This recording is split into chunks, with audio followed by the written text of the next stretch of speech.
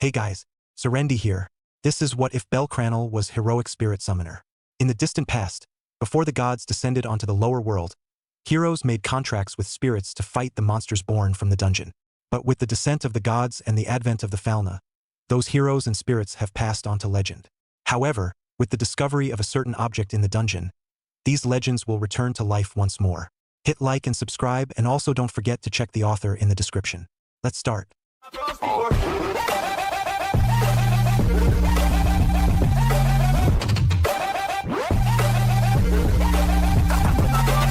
Chapter 1. Servant. Within this world there exists the city of Ororio, the city of adventurers. Mortals of all ages and races travel to this city in pursuit of their desires and dreams. For this is the city of adventures. Ororio was built over a massive dungeon that spawned monsters out and threatened the lives of all who lived on the surface and in the past were left unchecked save for the efforts of brave heroes who made contracts with the enigmatic spirits and fought back against the endless hordes.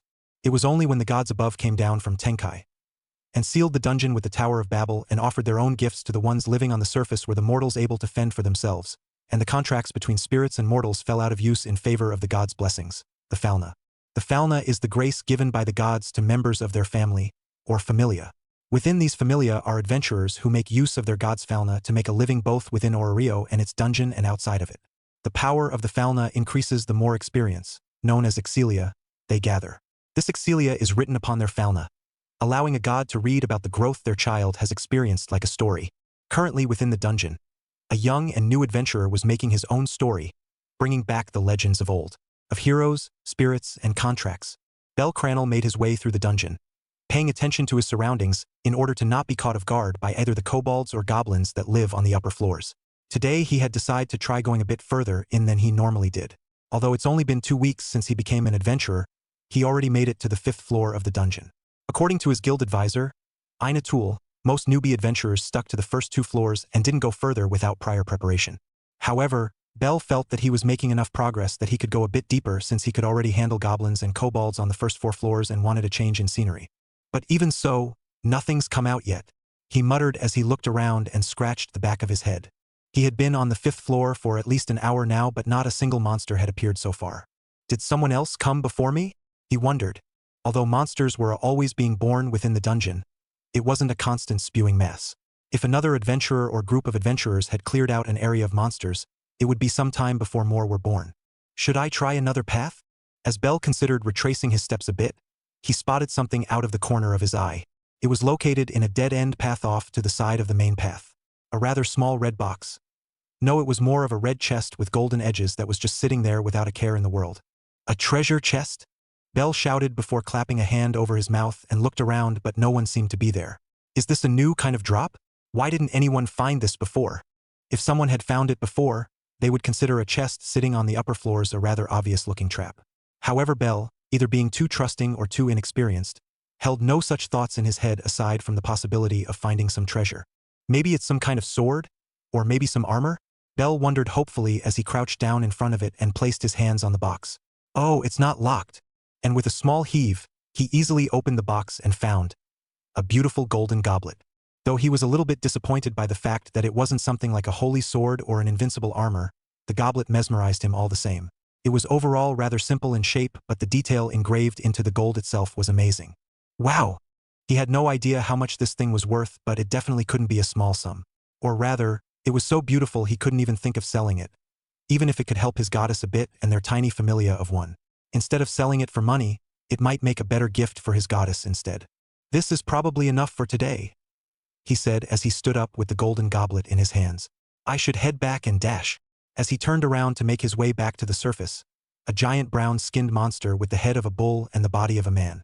A minotaur, a monster so powerful that it could easily defeat a high-class adventurer if they weren't careful. And it was somehow up on the upper floors where only newbies resided. Aruruor. As the minotaur roared in Bell's face, he let out a not-so-manly scream as he dived out of the way from its hoof, which smashed into the ground and left a small crater. Dah! Clutching the goblet for dear life, he ran as fast as he could away from the monster. He had no idea where he was running to, but anywhere was better than his current position. Unfortunately, he only ended up at a dead end and found himself with his back against a wall with the minotaur looking down on him. Hi! He let out another shriek in fear as he held up the goblet in his hands as if that could somehow protect him from the monster, but he knew it was futile. And so, he could do nothing but beg with all of his might. "Someone, save me." And then, as if reacting to his wish, the goblet began to glow, and a calm voice filled with strength rang out through the dungeon. "Servant Archer, by your request I have been summoned." That declaration was immediately followed by the Minotaur's roar of pain, prompting Bell to slightly open his eyes. In front of him was a man with tan skin and stark white, not unlike Bell's own, wearing black armor with a red mantle over it. In his hands were a pair of swords, one black and the other white with some kind of Eastern design. The man was looking at Bell over his shoulder with a smile on his face. "I ask of you, are you my master?" he asked in a voice filled with mirth, as if amused at some inside joke, as Bell looked up at him while still clutching the golden goblet in his arms. Aha. Bell couldn't do anything more than babble at the man who was wearing such a bright smile on his face. "You look like someone in over their head," the man said as he turned back to face the Minotaur, who was clutching a bloodied stump of an arm. "Just hang tight while I beat this guy." With speeds far faster than Bell could hope to match, the man launched himself forward like an arrow toward the Minotaur. The monster roared in a bloody mixture of pain and fury as it swung at him with its remaining arm. The man met the blow head-on with the white blade in his right hand and bisected the beast's arm right down its length, stopping just as he was right in front of the monster and bringing his left hand up with the black sword, slicing open the monster's chest. With those two blows, the Minotaur falls back with a weak gurgle, landing on the dungeon floor with a loud thud as it dissolved into black mist. The monster that Bell couldn't even touch was defeated in an instant, and Bell could only sit and watch with awe as the man released his grip on his blades, causing them to shatter into light, and pick up a large purple magic stone that had been left behind by the Minotaur. "You all right over there?" the man asked as he turned back toward Bell. Why yes," Bell said as he quickly got up to his feet and lowered his head. "Thank you for saving me." "It's what I do," the man said as he tossed the magic stone at Bell. "Catch." "Huh? What?" The crystal bounced around in Bell's hands for a moment before he managed to catch it. Wait a minute. "I can't take this," Bell said quickly. "You're the one who defeated it. Consider it a gift," the man said with a shrug. "Or a down payment, I suppose." "Down payment? I don't have a clue where I am," the man said as he looked around. "And I can't tell my right from my left around here." Bell stared blankly at the man. Are you saying you don't know how to get back outside the dungeon?" Bell asked as the man chuckled. "Suppose so," the man replied with a shrug. "Mind leading the way? You can keep the crystal as thanks." "I still think that that's still too much for payment," Bell muttered as he led the way for the man. He thought to himself that the man was probably from a more well-off familia that had enough people where a Minotaur's magic stone was more or less pocket change. Still, with this money he would be able to help his goddess a bit more. As they made their way up through the dungeon, they passed by a few adventurers making their way down, but no monsters, making the trip rather quiet. Bell spoke up, drawing the man's attention away from a passing Chianthrope. "If it's all right, can I get your name?" "I'm Bell Cranel." "Archer," the man replied after a moment's silence. "Archer? Like a bowman? My parents were really dull with names," Archer replied with a shrug. "Oh, I see," Bell said, unsure if it was a joke he should laugh at or not. Mr. Archer." "No need for that," Archer said quickly. "Then Archer." Bell tried again and the taller man nodded. "Which Familia are you from?" "Familia?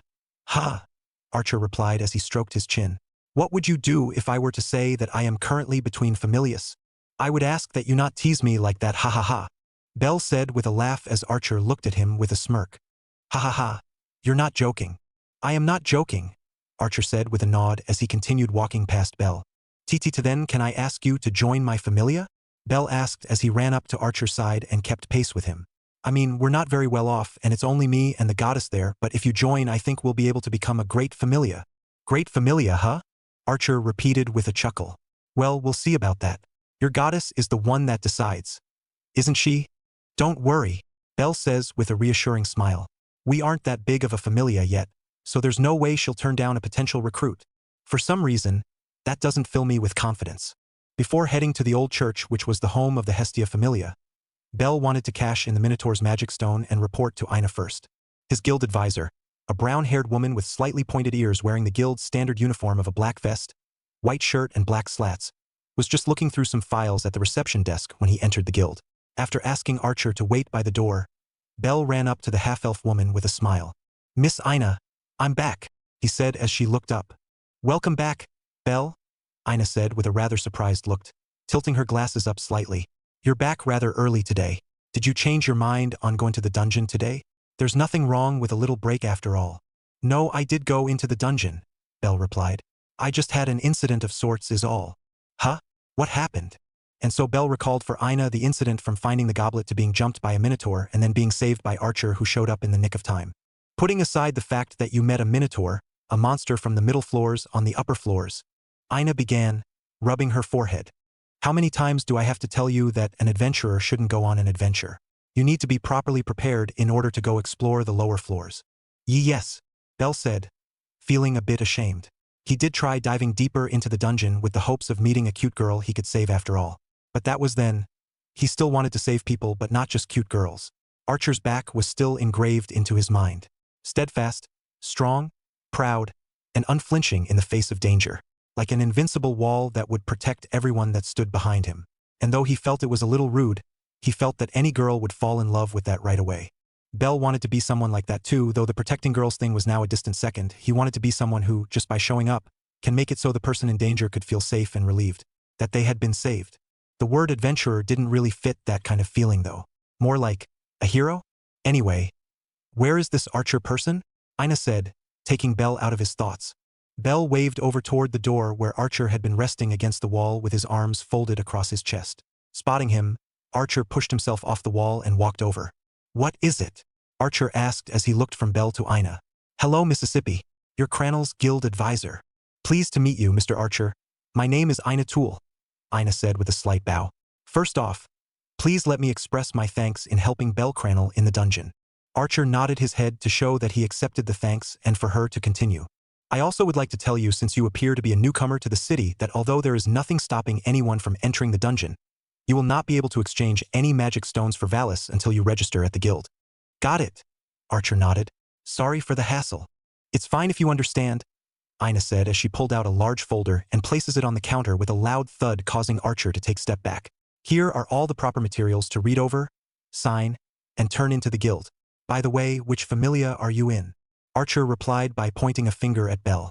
Oh my, Bell, Ina said, clapping her hands together with a smile. You didn't say you got a new Familia member. Well, it's not official, Bell replied, scratching the back of his head.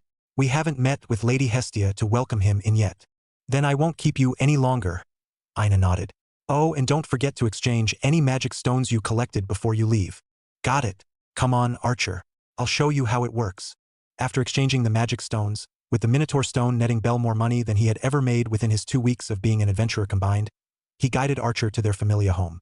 It's not much since we're kinda poor, Bell admitted as the two of them stood in front of a rather run-down church where the walls were crumbling and the goddess statue on the roof was also riddled with more holes than a piece of Swiss cheese. But it's really comfy. We have running water and a kitchen at least. Just having a roof is enough for me, Archer said as he followed Bell inside. They went past the broken pews to a small room behind the altar. It was once a storage room lined with empty shelves which opened up to reveal a stairwell. The two of them descended the stairs where Bell opened up the door at the bottom and announced himself. Goddess, I'm home. At his call, a person that had been sprawled out on the sofa sits up. Bell, welcome back. A short girl with her hair done up in twin tails wearing a white dress with a ribbon tied to her arms across her front. You're back early today? And who's that with you? Goddess, this is Archer.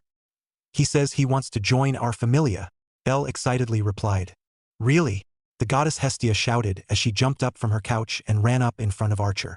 Do you really want to join my Familia? Why yes, if you'll allow me, goddess Hestia, Archer answered with a nod. Hooray! Hestia cheered before grabbing Archer by the hand and pulling him over to the single bed in the room. Now, take off your shirt and lie down on the bed and I'll bestow my blessing upon you. Looking rather bemused, Archer did as he was told, stripping off his mantle and undershirt and laid himself down on the bed, with his legs poking off the edge. Ho ho! Even without a blessing. You've taken good care of your body, didn't you, Mr. Archer? Hestia said as she got onto his back with a silver knife in her hand. I suppose, Archer said with a shrug, rocking Hestia slightly. Hee, you've got a lot of catching up to do, Bell. Hestia joked as Bell let out a small chuckle. All right, now hold still. This might tickle a bit. Hestia proceeded to prick her finger with the knife and then traced her blood onto Archer's back. Once that was done, Hestia placed a piece of parchment onto Archer's back where she traced her finger and pulled it back, leaving several words and numbers on it. Hestia turned the parchment toward herself and frowned slightly. Hey, Archer. Hestia began as she hopped off Archer's back and held the parchment to his face. Is there a reason you didn't tell us your real name? Archer looked at Hestia in surprise as Bell's eyes widened in shock at his goddess's words. Archer took the parchment from Hestia's hands and skimmed through it. Amiya Shiro. Level 1. Strength, I0. Defense, I0. Dexterity, I0. Agility, I0. Magic, I0. Magic. Reinforcement. Strengthen oneself or objects with magic. Projection. Create temporary imperfect objects with the use of magic power. Quality of item jumps up when creating swords. Can also alter objects slightly from their main form while retaining innate properties. Trace on. Judging the concept of creation. Hypothesizing the basic structure. Duplicating the composition material. Imitating the skill of its making. Sympathizing with the experience of its growth. Reproducing the accumulated years. Excelling every manufacturing process. Unlimited blade works. Project one's inner reality out into the world. Reduce projection costs of swords to 0 when within inner reality. Can passively examine and understand the history and blueprint of any weapon on sight and recreate them. I am the bone of my sword. Steel is my body and fire is my blood. I have created over 1,000 blades. Unknown to death, nor known to life. Have withstood pain to create many weapons. Yet these hands will never hold anything. So as I pray, unlimited blade works. Skills. Independent action. Parameters increase when fighting alone. Hawkeye, while on a vantage point, can see and target opponents within a 4-kilometer range with near-perfect accuracy. Mind's eye. Using one's insight, one can calmly grasp the current battle situation and find a way to escape. My apologies, Archer said as he sat up and lowered his head slightly. I haven't really considered that my name for a long time. You shouldn't let a name go like that, Hestia said as she took the parchment back from Archer. It's your parents' first gift to you, their child after all. Well, I won't push it if you don't want to be called by that name anymore. But to think you'd have magic without Falna. And one without a chant even, not to mention this skill. That's amazing, Archer. Bell said as he looked over Hestia's shoulder at the stat sheet while Archer was getting redressed. So this projection is how you created those swords earlier? Still, I always thought humans couldn't use magic without a Falna, Hestia mumbled. I suppose there are exceptions to everything. Well, so long as we're being honest, Archer said as he finished putting on his mantle. I'm not exactly human. Eh? Bell gasped as he and Hestia looked at him. What are you talking about? You look human enough to me. Did you forget, Bell? Archer asked. About a certain thing you picked up in the dungeon? Picked up? Ah, I totally forgot. Bell quickly opened his bag and pulled out the golden goblet he found in the chest earlier. Bell? What is that? Hestia asked as she stared at the golden glowing grail. It doesn't seem like a normal cup. That's something called the Holy Grail, Archer explained. Under normal circumstances, it is able to grant the wish of anyone who possesses it. Under normal circumstances? Hestia asked. What's abnormal about this one? Considering that it was found in the dungeon, for one, Archer pointed out. I also believe Bell made a wish on the Grail to be saved from the Minotaur that attacked him. What? Hestia shrieked as she wheeled around toward Bell. You got attacked by a Minotaur? I am fine though, Bell quickly reassured her. Archer saved me and I wasn't hurt at all. But wait, does that mean it can't grant any more wishes? I don't know the answer to that, Archer replied with a shrug. Normally, the Grail summons 7 servants who do battle under 7 masters and the last pair standing gets to use the wish. Normally. The fact that it materialized before I was even summoned means every normal thing I should know about it doesn't necessarily apply anymore. Servants, Hestia repeated. Are you saying you're one of these 7 servants? What is a servant anyway? A servant is the physical manifestation of the aspect of a legend of a hero. Usually, Archer replied. In theory, all those myths and legends of heroes of the past and those that have yet come to be can be summoned into physical form. You mean I can summon one of the heroes from one of my grandpa's books and stories? Bell asked with stars in his eyes. Supposedly, Archer shrugged again as he pointed to himself. Normally you only get one though. A manifestation of a legend, Hestia mumbled. A spirit of a hero. I see, rather than a human you're closer to a spirit. I didn't think a spirit could be graced with the Falna. Then again, all the spirits I know about don't want to become adventurers. Does that mean your name is just a title of sorts? Yes, Saber, Archer, Lancer, Rider, Caster, Assassin and Berserker. These 7 classes of sorts act as containers to hold the heroic spirit. A saber is usually a hero well known for their swordsmanship or one that carries a famous sword. Archer is usually a peerless bowman, but any kind of projectile would work, such as a sling. Lancer is one that wields a polearm and usually are known for their speed as well. Rider usually has a famous mount. Casters are peerless magicians. Assassins are feared and famous killers, and berserkers are heroes who lost their reason and went mad at one point in their lives. "Hey, Archer," Bell said as he held up the grail. "Do you think I can summon another servant with the grail?" "Not satisfied with me, master?" Archer asked with a smirk. No, nothing like that," Bell said quickly. "I was just thinking that if I could summon more servants, we could use them to fill the ranks of the Familia and explore the dungeon better.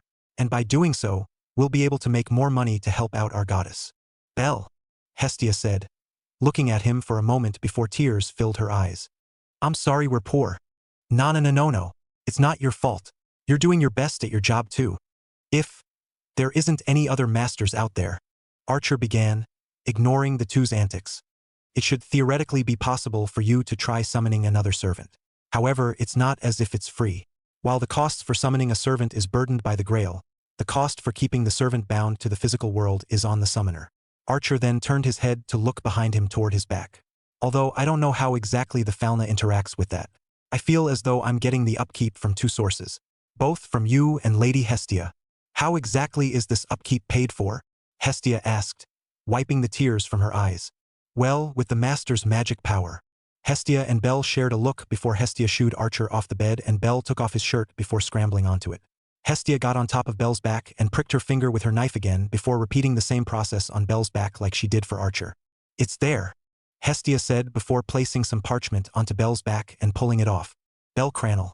Level 1. Strength. I-77, I-82. Defense. I-13. Dexterity. I-93, I-96. Agility. H-148. H-172. Magic. I-0, I-50. Magic. Servant summoning. Summon a heroic spirit into one of 7 servant containers. Requires upkeep once servant is summoned. Let silver and steel be the essence. Let stone and the Archduke of Contracts be the foundation. Let red be the color I pay tribute to. Let rise a wall against the wind that shall fall. Let the 4 cardinal gates close. Let the 3-forked road from the crown reaching unto the kingdom rotate. Let it be filled. Again. Let it be filled 5-fold for every turn, simply breaking asunder with every filling. My dreams form the body. Your spirit shall show me the path as I walk it by my own power. And so I hereby swear that I shall be all the good in the world, that I shall defeat all the evil in the world. You 7 souls who reside at the fate I wish to reach, come forth from the binding circle. O keeper of the balance. Open. Skills. None." Bell let out a cry of joy as he read through his updated status sheet. "His numbers are better than mine," Archer noted blandly. "That's just how it works," Hestia said, looking off to the side, not meeting his eyes. "Having 0 doesn't mean your status is 0.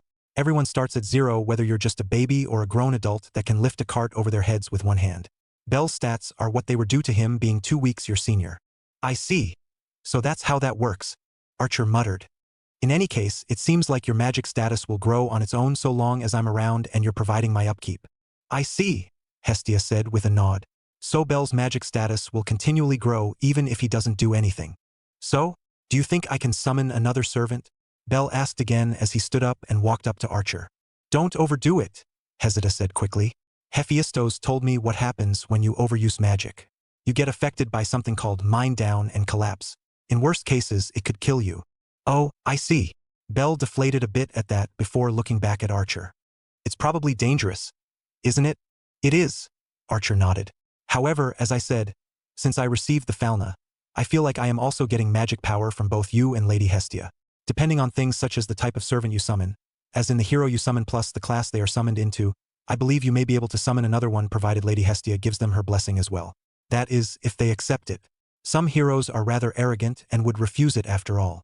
"What class would you say then?" Bell asked, perking up again as Hestia sighed and shook her head. "Caster would be my recommendation," Archer answered. "Being magic users themselves, they should hold a lot of magic power inside of them so that there isn't as much upkeep required for existing and using their abilities. They also have skills for creating and holding territory, so they could be useful in tidying up this church a bit." "Is it okay if I try, goddess?" Bell asked, turning his shining puppy dog eyes toward Hestia, who looked away as if his gaze was too bright for her. "Grr." Hestia groaned as she glanced at Archer. Is there any way to reduce upkeep even more? If I do this, Archer began before disappearing from view, causing both of them to jump. Archer, Bell called out as he waved his hand at the spot where Archer had been standing only to touch nothing but air. Where are you? Over here. Both Bell and Hestia turned around to see that Archer had made himself at home on the couch, his long arms resting on the top of the couch with one leg over the other. Dematerialization, Archer said. Most servants can do this.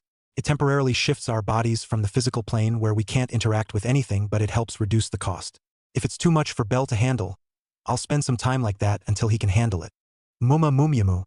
Hestia seemed both unwilling to let Bell take on such a risk, while at the same time not wanting to deny her first Familia member something that would only help their Familia grow. Fine. But if he falls unconscious, you are dematerializing right away. Got it? Thank you, goddess, Bell said as he picked up the grail again and looked around. So how do I? Follow me, Archer said as he took the grail from Bell's hands and headed up the stairs with the two of them following him. Up on the altar of the church, Archer began carving a strange magic circle into the wood.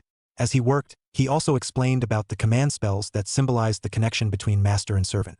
Bell was confused for a second before he took off his glove and saw that red marking had etched themselves on the back of his left hand in the form of a flame made up of 3 lines. Archer explained that those 3 lines were spells that could be used to give a servant an absolute order that couldn't be disobeyed, even for the servant to take their own life if need be, and were very valuable as it meant that the servant would think twice before betraying him. I don't want to make anyone do something like that, Bell muttered as Archer shrugged. Consider it insurance of a sort, Archer replied. It's not like that's the only way you can use it. It can be used as a power-up to let a servant cast a spell immediately or for them to warp to your side if you are in danger.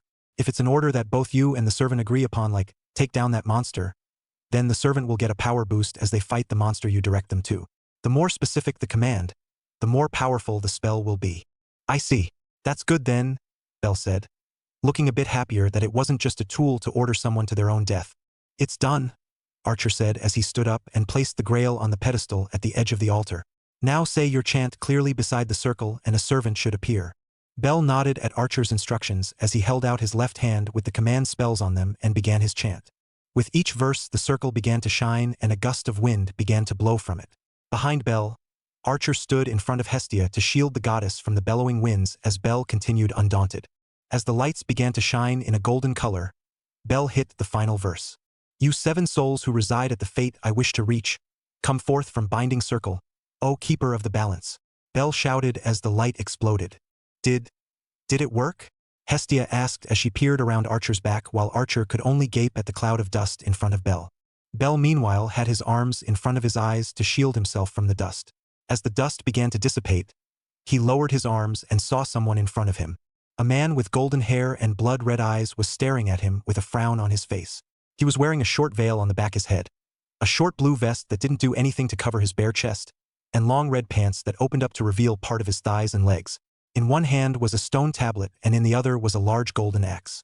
Servant, caster, the man declared. Gilgamesh of Uruk has come due to your summoning, mongrel. Chapter 2, Adventure. Of all the heroic spirits out there, Archer muttered as he placed his hand against his face. Ho! Caster Gilgamesh let out a small breath as he looked around the broken-down church with a hint of amusement in his voice. I appear to have arrived in an interesting place. Although this is hardly an appropriate place to summon a king, don't you think? I'm sorry, Bell said quickly while lowering his head. But it was the only place really available to us. No need to grovel, mongrel, Caster said with a laugh. Raise your head. I am rather amused right now, so I will let this minor slight pass. Caster's eyes fell upon Archer, or rather the small figure peeking her head around him. Caster walked past Bell and off the altar so that he was standing right in front of Archer. Move, he ordered at the tan servant. Archer remained where he was, not breaking eye contact for a moment before stepping aside so that Caster could see Hestia fully. So it is true then. The gods have descended upon the mortal world and live amongst the mortals even in the dirt? It's not like I want to live in a run-down church, Hestia shouted back. It's just, we don't really have the money to live anywhere else. If we did, I'd want at least a 2-story house with 5 rooms. Caster threw his head back in laughter at that. Truly one can see and hear so many ridiculous things even after ascending to the throne of heroes, he said as he tucked his tablet under the arm holding the axe so he could place his hand against his face. Very well, I agree to this summoning and contract if only to amuse myself in this world even further. Really? Bell asked as he jumped down from the altar and walked up to Castor. Do you really mean it, sir? No, wait. You said you were a king? Then sire, or your majesty? Either is fine, I will allow it, Castor said as he turned to face Bell while Archer sighed into his hand again. You will have the right to muster me into battle so long as I agree to it. Thank you very much, your highness. Really now? Hestia sighed as she glanced over at Archer before looking at Bell and Castor. I can already tell this one is going to be a handful. With the contract finished, the four of them returned to the underground room where Hestia presented them with potato puffs that were given to her as leftovers from the food stand that she worked at while telling Archer and Castor a bit about the world's history at Castor's request. What exactly are these things? Castor asked from his seat on the couch as he picked one up and sniffed it. Jagamaru-kuns, Hestia explained as she sat down next to Bell on the bed. They're very popular in town. Everyone in the city knows about them. If you don't want them, I'll take your share, Archer said as he ate standing by the wall, seemingly not wanting to sit next to Castor. Castor didn't say anything as he took a bite and chewed it slowly before swallowing. His eyes opened slightly before he took another bite. I see. This is the taste of an offering from the goddess of the hearth, huh? He muttered as he finished and reached for another one. It should not be fit for a royal palate, but… See? They're great, aren't they? Hestia asked as she puffed out her chest. Castor didn't answer and instead shifted the topic. So the gods of this world created these familias after descending to both amuse themselves and to give the mortals a chance to better themselves and survive against the monsters born from this dungeon. Castor summed up and Hestia nodded. It is more incredulous hearing it straight from the mouth of a goddess than it is learning about it from the Grail.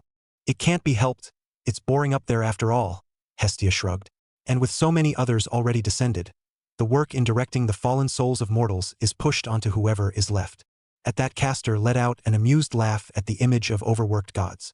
You mentioned famous familias like Zeus and Hera, Castor began. Is it only the Greek gods that descended? Greek? Hestia asked as she tilted her head to the side. What do you mean? I see. I shall be blunt then. Is there a goddess by the name of Ishtar about? Castor asked. Ah, her. Hestia muttered, her cheeks turning a bit red at the topic of a goddess of sexual love when she herself was a virgin goddess. Yeah, she's around. She hangs around, or rather runs most of Arario's, naughty places. At Hestia's words, Castor's face twisted into a harsh expression as if he had tasted something vile. I see, he said simply before taking a rather violent bite into his potato puff. Bell looked at Castor in worry before glancing at Archer, who shook his head, telling the young master not to ask about it. In any case, it seems that being in a familia is required for most things in this city, correct? Castor asked. Yes, Hestia nodded. The guild runs most things, and although regular people can live here well enough, being in a familia allows you access to more of the city's functions and you get a lot of direct support from the guild itself. Even the money exchanger is only available to registered adventurers. I see, Castor muttered again, looking rather unhappy about something. Humanity is over-reliant on the gods. Nothing good can come out of it should they all disappear. But that is how this world is. If I were to be incarnated, I would do something, but as it is, I should just enjoy what this world has to offer. Huh? What are you talking about? Hestia asked. Never mind. Castor shook the question off. And one can leave the familia whenever they wish? Well, so long as the god agrees to it, yes. Hestia nods. But there is a limit of 1 year before you can leave when joining a new familia. It's to prevent people from just bouncing from familia to familia or to join a familia then leaving just for the blessing. I would prefer if no one left mine if they joined though. We're small enough as it is. I suppose it is only prudent for countermeasures like that, Castor muttered. I do not particularly enjoy the fact that being bound to a god is the only way to get anything done. Well, I shall entertain this for the time being. Tea then? Hestia asked with eyes full of hope. Rejoice, goddess Hestia, Castor said as he stood up. I will grace your familia with my membership. Hooray! Hestia shouted as she jumped to her feet. However, Castor cut in before Hestia could do anything else. I will not settle for being a second to anyone. That boy, he gestured toward Bell with his chin, may be my summoner, but I have not accepted him as a master. He may rally me onto the field of battle, but otherwise I will be the one giving out the orders. So you want to be the familia captain then? Bell asked. That's fine with me. I don't really know how to lead people yet, and since you're a king, I bet you could do it 1,000 times better than I can. Do not think you can just slip away from any responsibilities of your station, Castor said, frowning at Bell. You are human, you exist in this world without requiring an anchor. We, he gestured toward Archer and himself, are servants. Our time here is fleeting like the morning dew. By our nature, we are unable to make any true lasting change to this world. That would be up to you. Why yes. Bell nodded as he stood up straight. I won't let you down, your majesty. I have no expectations but see that you do not, Castor said without any change in expression as he leaned back in his seat, while Bell looked rather excited at being given a task by a hero. Then, do you want to receive the Falna now? After dinner or tomorrow morning before I leave for work? Hestia asked Castor as she sat back down on the bed. Let us finish the meal you have laid out for us first, Castor replied simply. Though it is fine on short notice, do not think it will be enough come morrow. I'm sure we'll be able to do something with the Familia's rather small budget. Archer spoke up for the first time in a long while. Unless you have some to contribute. But of course, Castor said without much fanfare. If I am to grace this Familia with my membership, it is only natural I do not live in a ruin. Boy. Yes. Bell reacted to the call, snapping out of his daydream. Does the guild's services also include a way to sell valuables? I'm not sure, but if I ask Miss Ina, my advisor, I'm sure she can help find someone that can. Then in the worst case, I will be forced to endure these dreary surroundings for a few days. Castor sighed. What are you planning to sell? Hestia asked.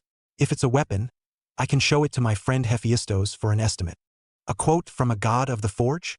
Castor said, eyebrows rising slightly. Yes, I suppose if one were to get a fair evaluation. I had wished to see the inside of this dungeon tomorrow, but I suppose there are more important things to handle first. Yes, registration and orientation at the guild may take a while too, Bell said. I really wanted to see how amazing the two of you can be. Then you'll be waiting for a long time, Castor said dismissively. I doubt that there are any things in the dungeon that would require me to show off my full power. In contrast to Archer, who let out another sigh and rubbed his forehead, Bell just looked even more eager at the promise of strength from the king. Then tomorrow, the three of you should go to the guild so Archer and Castor can get registered. Of course you still need me to give you the blessing, Hestia said, looking at Castor. After sitting through orientation, Bell should bring Castor over to my stand around closing time, then I can bring him to meet Hephaestos while Bell and Archer, do something else to wait for us. I wouldn't mind getting a tour of the market, Archer said. If we're going to serve something fitting for His Royal Highness's stomach, then we should see what we have to work with. Do as you wish, Castor said, not taking Archer's bait. I doubt you'll find anything coming close to being worthy, although I would not mind being surprised. Can you cook, Archer? Bell asked. I may have dabbled once or twice, Archer admitted. At the very least, I can provide more side dishes than just potato puffs. Not that these weren't nice, Lady Hestia, but you and Bell probably shouldn't subsist on only potatoes. Just us? Hestia asked. What about you two? Servants do not need to eat or sleep to survive, Archer explained. We can subsist solely through the connection between our master and the Grail. It does help with morale though. Once we meet with Hephaestos, there would be no need to be stingy with food though, so there's no need to worry about that, Hestia said. Hopefully. Fear not, Castor said. If a single blade is not enough, I have countless in my treasury that should be enough to afford a new base for the Familia. Come to think of it, boy, how many more servants do you plan on summoning? Well, I don't think I'll try summoning any more until my magic grows a bit, Bell said. But I think it'd be great to summon the other 5 eventually. Not only to help the Familia grow, but I want to learn how each hero was a hero. Learning from ghosts is all well and good, but do not mimic us, Castor said, folding his arms in front of his chest. You need to find your own path of becoming a hero, not walk down a path already traveled. Much as I hate to agree, he's right, Archer added. Your reasons and ideals for becoming a hero must be your own. Not mine, not your grandfather's, but your own. Understand, Bell? Yes, Bell nodded with a smile. We shall see about that, Castor muttered. Well, that's enough planning for the future for now, Hestia said as she stood up from the bed and slapped her hand on it. Now take off your vest and get over here and I'll give you your Falna. Castor didn't say anything, only raising an eyebrow at the goddess before walking over and sitting down on the bed. As it seemed that he wasn't going to lay down like the others, Hestia simply crawled behind him, pricked her finger with her knife and drew on his back as she had with Archer. I see. So this is how it works, Castor muttered. The connection is now shared between the two of you. Archer said the same thing, Hestia said as she placed some parchment on Castor's back and peeled it off along with his status. All right, Gil, you're done. Do not shorten my name like that, Castor said rather irritably before taking the sheet from Hestia. Gilgamesh. Level 1. Strength, I0. Defense, I0. Dexterity, I0. Agility, I0. Magic, I0. Magic. Malamu Dinger. Long-range bombardment spell symbolizing a long-forgotten kingdom. I permit you to ready your arrows. Show me how you would defend Uruk and its unrivaled fortune. It is my will that shall wash over the land. The king's signal cannon. Malamu Dingar. Skills. Gate of Babylon. The treasury of the king is always accessible to him and able to connect to the treasury across space so that the tools within the vault are available to use. Can be deployed at will to retrieve items from within, and magic wands can be fired directly from within the gate. Most weapons are currently sealed. Territory creation. Creation of a temple to draw in magic power is available. The King of Heroes. Release restraints on the gate and draw out its full power. Omniscient and omnipotent star. Shah Nakba Imuru. Able to discern truth from lies and see through the eyes of all creation. But really, spirits are rather amazing after all, Hestia said as Castor tossed aside the parchment after he finished reading it, allowing Bell to catch it before it hit the ground to read it for himself. Even if your legends were based on humans, it's still completely different from how Bell started out. I'm going to have to ask Hephaestus how to lock and hide the Falna, or anyone who can read the hieroglyphs will be able to understand your status and wonder why a pair of level 1 supposed humans have skills and magic on their first day.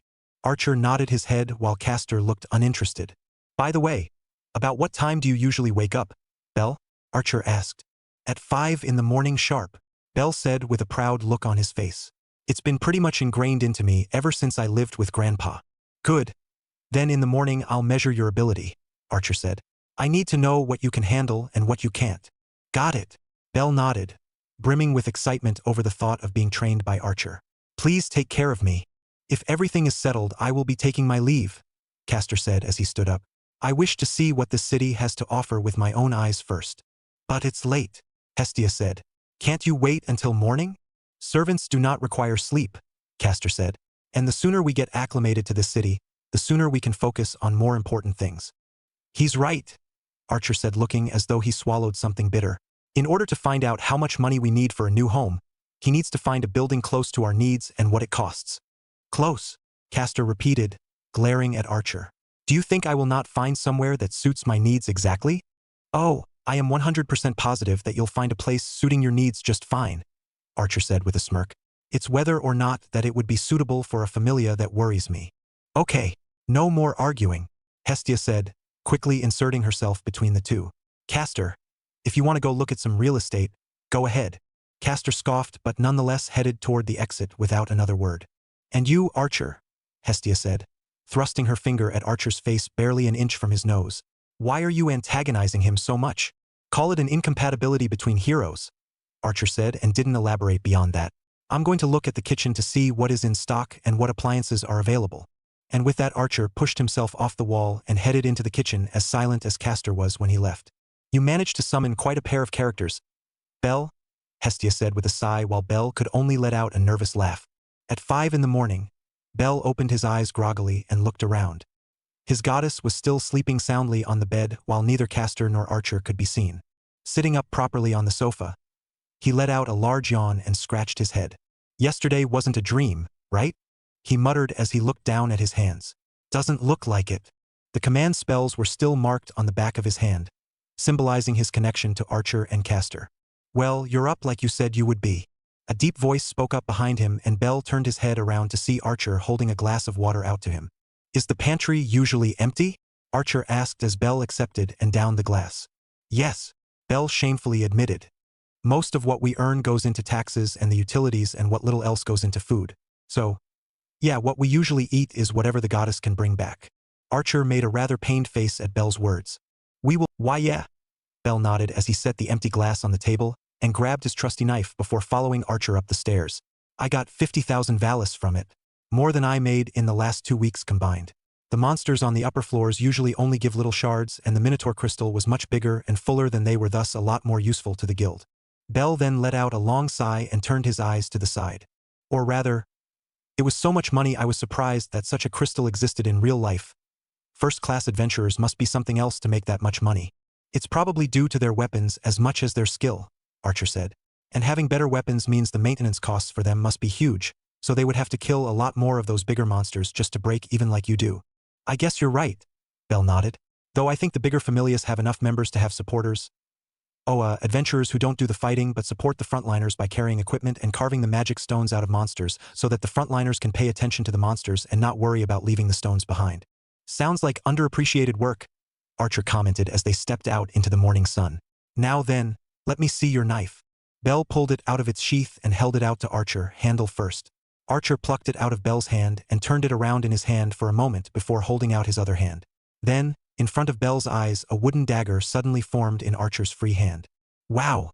So that's your magic, right? Bell said as Archer handed him both the wooden dagger and his real one. Yeah, Archer nodded. It won't last forever, but it is sufficient for what we're about to do. Is the weight all right? Yes, Bell said as he sheathed his regular knife and gave a few practice swings. Aside from being made out of wood, it feels just like my other knife. That knife was given to you from the guild? Yes, the guild gives out a stipend for new adventurers. It comes with some money and a weapon, even if you have to pay them back later. Although I suppose you and Castor don't need one. You can make whatever you need with your magic, and Castor has that big axe of his. Yeah. This thing? Archer said as he held out his hands and blue energy swirled between them before solidifying into a large golden axe. It's fairly light despite its looks and makes a good focus for channeling magic.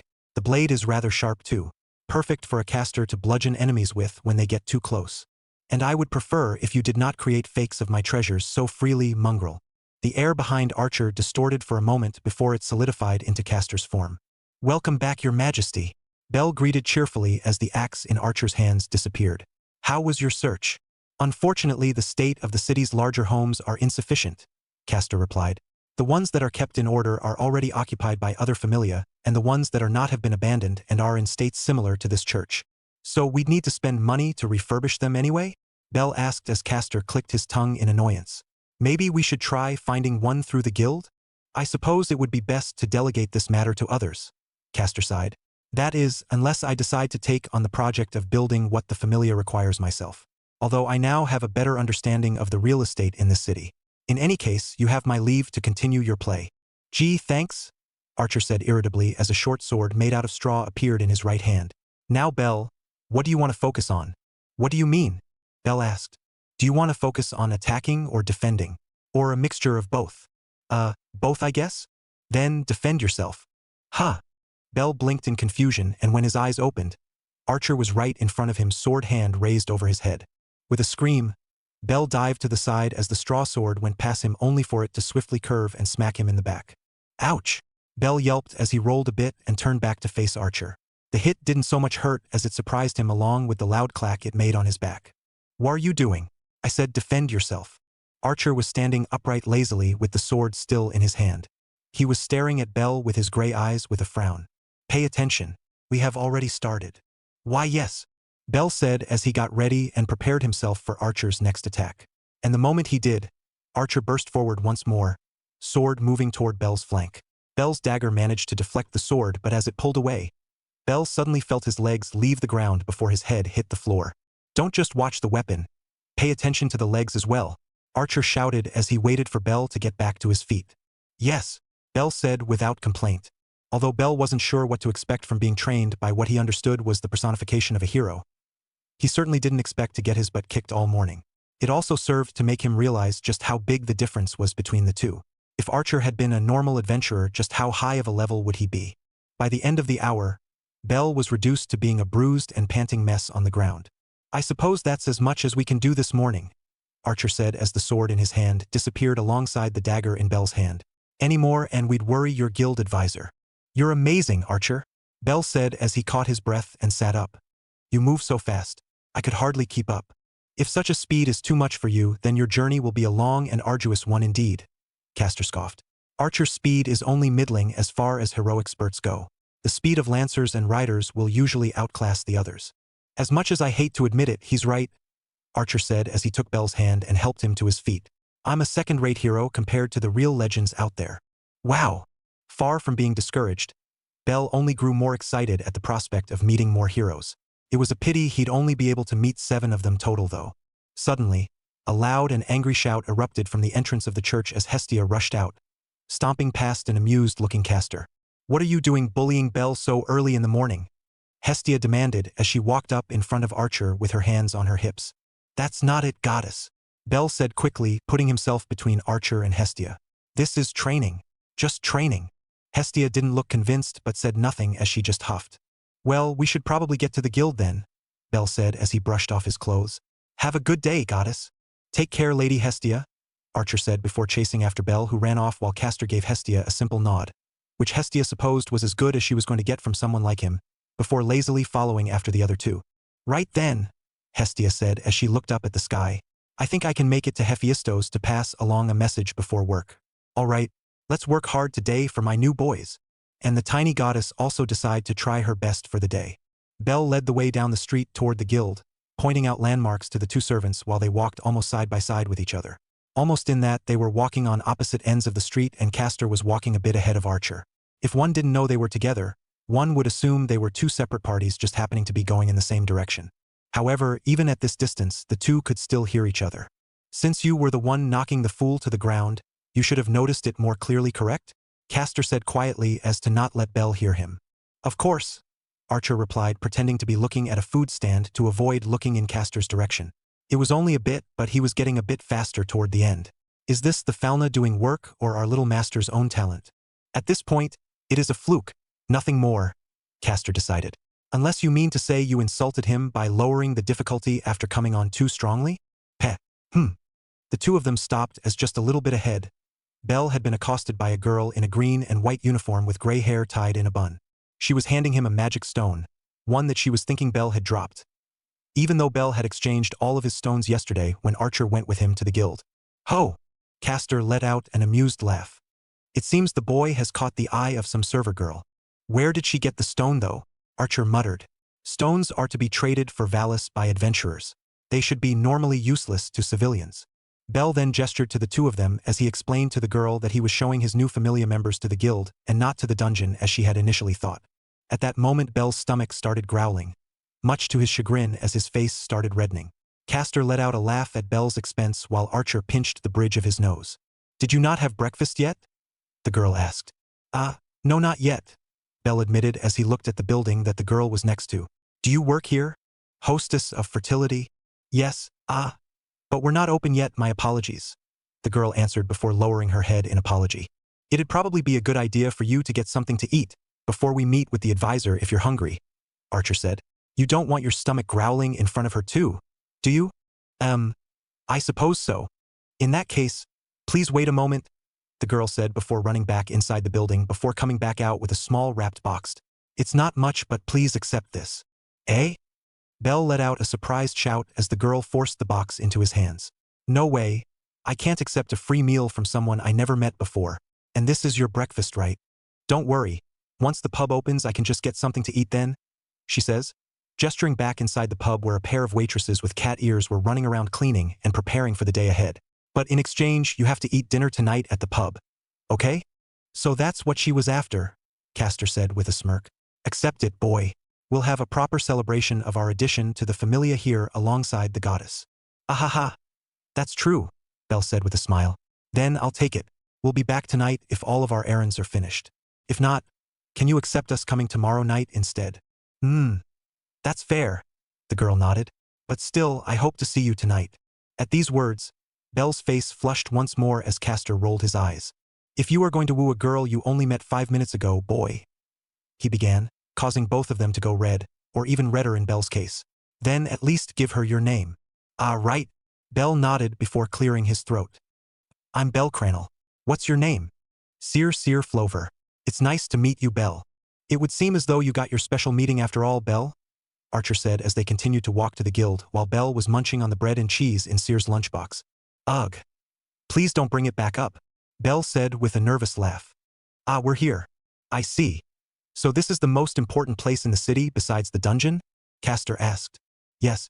If you want to know more about Orario or the world, the guild keeps a rather large library that's open to all registered adventurers, though most adventurers don't go there, as is typical of those who simply wish to fight and do as little thinking as possible.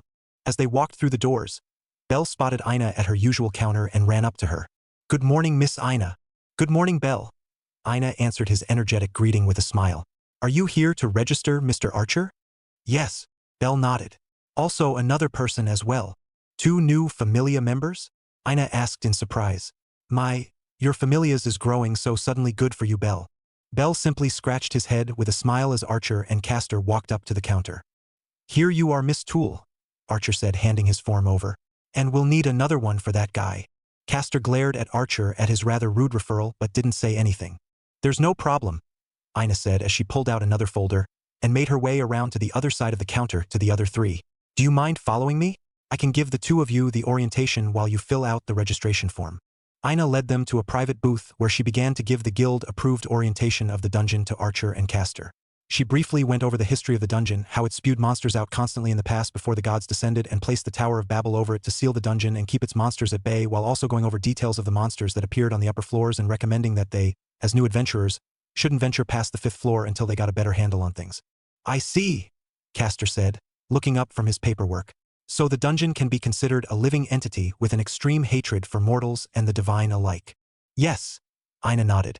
That is why it is forbidden for the gods and goddesses to enter the dungeon. It is known to cause irregularities and spawn powerful monsters in an attempt to kill them and possibly make a break to the surface as well. And no one's ever been to the bottom? Archer asked. No one, Ina confirmed. The furthest anyone has ever gone down was the Zeus Familia before their defeat and loss of power 15 years ago. I believe they made it to around the 59th floor during their 1,000-year tenure. I see, Castor nodded. And it was through their effort and sacrifices that the guild has so much more information about the dungeon to pass on to the newer Familia that came after them. Not many people see it that way anymore, but I believe so. Castor nodded before passing the form out to Ina, who accepted it with a smile. Everything seems to be in order, she said as she looked through both his and Archer's forms. The two of you are going by different names than what's written here. Is there a problem? Castor asked. Not at all, Ina replied quickly. I apologize if I offended. It was merely a comment. As long as a name is given, then that is fine. Ina then nodded as she collected the papers. Then is there anything else you would like to know? Ina asked. Oh right, Bell spoke up. Miss Ina, do you know of any homes for sale? We kind of need a new one since our old one isn't quite up to snuff anymore. Bell glanced over at Castor as he spoke, but the servant didn't say anything. A new home, huh? Ina repeated. Well, I can't say I am opposed to you finally moving out of that rundown ruin. But what is your budget? A decent home around this part of the city can go up to 800,000 valis. Bell made a small choking noise at the absurd amount and started shivering as if the thought of spending so much money at once would kill him. 3 million, Castor said, simply causing Bell to shout in surprise. 5 million if it is furnished. It needs to have at least 10 rooms so that our Familia can grow and accept new members without any problems. I see, Ina said, eyes blinking rather rapidly. Also, you said that the guild can purchase not only magic stones but also items dropped from monsters, correct? Do you also purchase weapons and armor? I'm afraid not, Ina answered. For those, you should go to one of the blacksmith familias like Goibniu or Hephaistos, although we can get you a permit to sell weapons at a stand in the marketplace as well. That would take too much time, Castor sighed. We'll go for the original plan then. In any case, if you do provide services in searching for houses or can direct the request to someone who can, here are the conditions. Is the budget a hard limit? Ina asked as she scanned through Castor's list. If whatever you find impresses me enough, I can be a bit more flexible, Castor answered. I understand. Ina nodded as she put the list away. I'll send it over as soon as possible. Good, Castor nodded as he stood up. Then I shall take my leave. Archer stood up as well, followed by a stammering Bell. Then, see you later, Miss Ina, Bell said as he ran after Castor and Archer. Good luck with your new Familia members. Ina waved goodbye with a smile. Once outside, Bell quickly ran up to Castor. Why, Your Majesty, is it really okay to spend that much on a house? Bell asked. I looked inside Babel Tower last night, Castor said. I believe I saw part of Hephaistos Familia's shops. The so-called high-end weapons on display went around 30 million valis on the less expensive end. 30 million? Bell shouted. You are too loud, mongrel, Castor said with his annoyance rather obvious, causing Bell to slap his hands over his mouth. The point is, my treasures are much greater than the things they showed there. If the god were to purchase one, then the Familia's money problems will be a thing of the past. Be grateful, mongrel. For the king is willing to part with one of his treasures for you and your goddess. Yes, thank you very much, Bell said with complete honesty as he lowered his head to Castor without being prompted. There is no need to prostrate yourself in the middle of the street, Castor said with a smile on his face.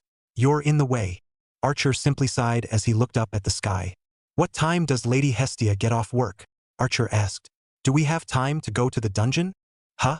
Oh, Bell said, looking around for a bit. I think we got done rather early, so we could try going down into the dungeon for a few hours before heading to Goddess's stand. But didn't you want to buy groceries, Archer? Well, Since we're going to probably be eating at Sears' place, I think we can put off groceries for another day. I see. Then follow me. Goddess's stand is this way. Bell led them through the marketplace until they stopped at a small stand where their tiny goddess was standing behind, wearing a frilling pink apron and a headband that had 2 little balls bouncing around on the end of wires. Both Castor and Archer fell silent at the sight as they watched Hestia happily spread some cream onto a potato puff and hand it to a customer. Bell, Archer began. When you said Hestia's stand, I thought you meant that she was the owner, not a sales clerk. Castor, on the other hand, had one hand over his stomach and the other covering his face as his body was shaking from holding in his laughter. A goddess selling street food to make money, Castor said as he regained his composure. This would be infinitely more amusing if it were not the one whose familia I have graced with my presence. Bell could only respond with a small laugh as they walked up to the stand. It was sufficient for the time being, Castor admitted. What about on your end? I left a letter with one of her familia members out front, but Hestia began with a sigh as she wrapped up some of the product in front of her when Archer plucked Bell's wallet from his waist and pulled out some coins.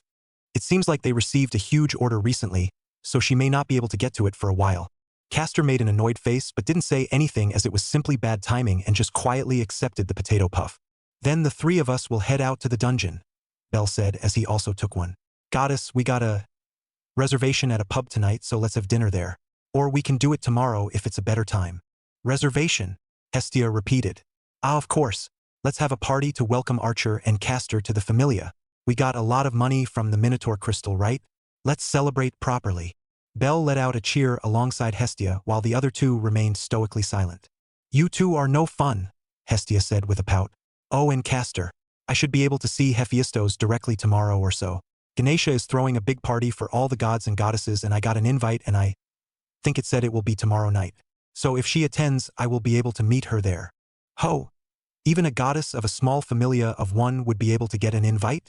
Castor asked, honestly rather surprised. Ganesha? The advisor said that his familia is the largest one in the city and handles various things from guarding the city walls to being private guards? Well, Ganesha is a weirdo like that, but people like him in spite of, or rather because of it, Hestia admitted.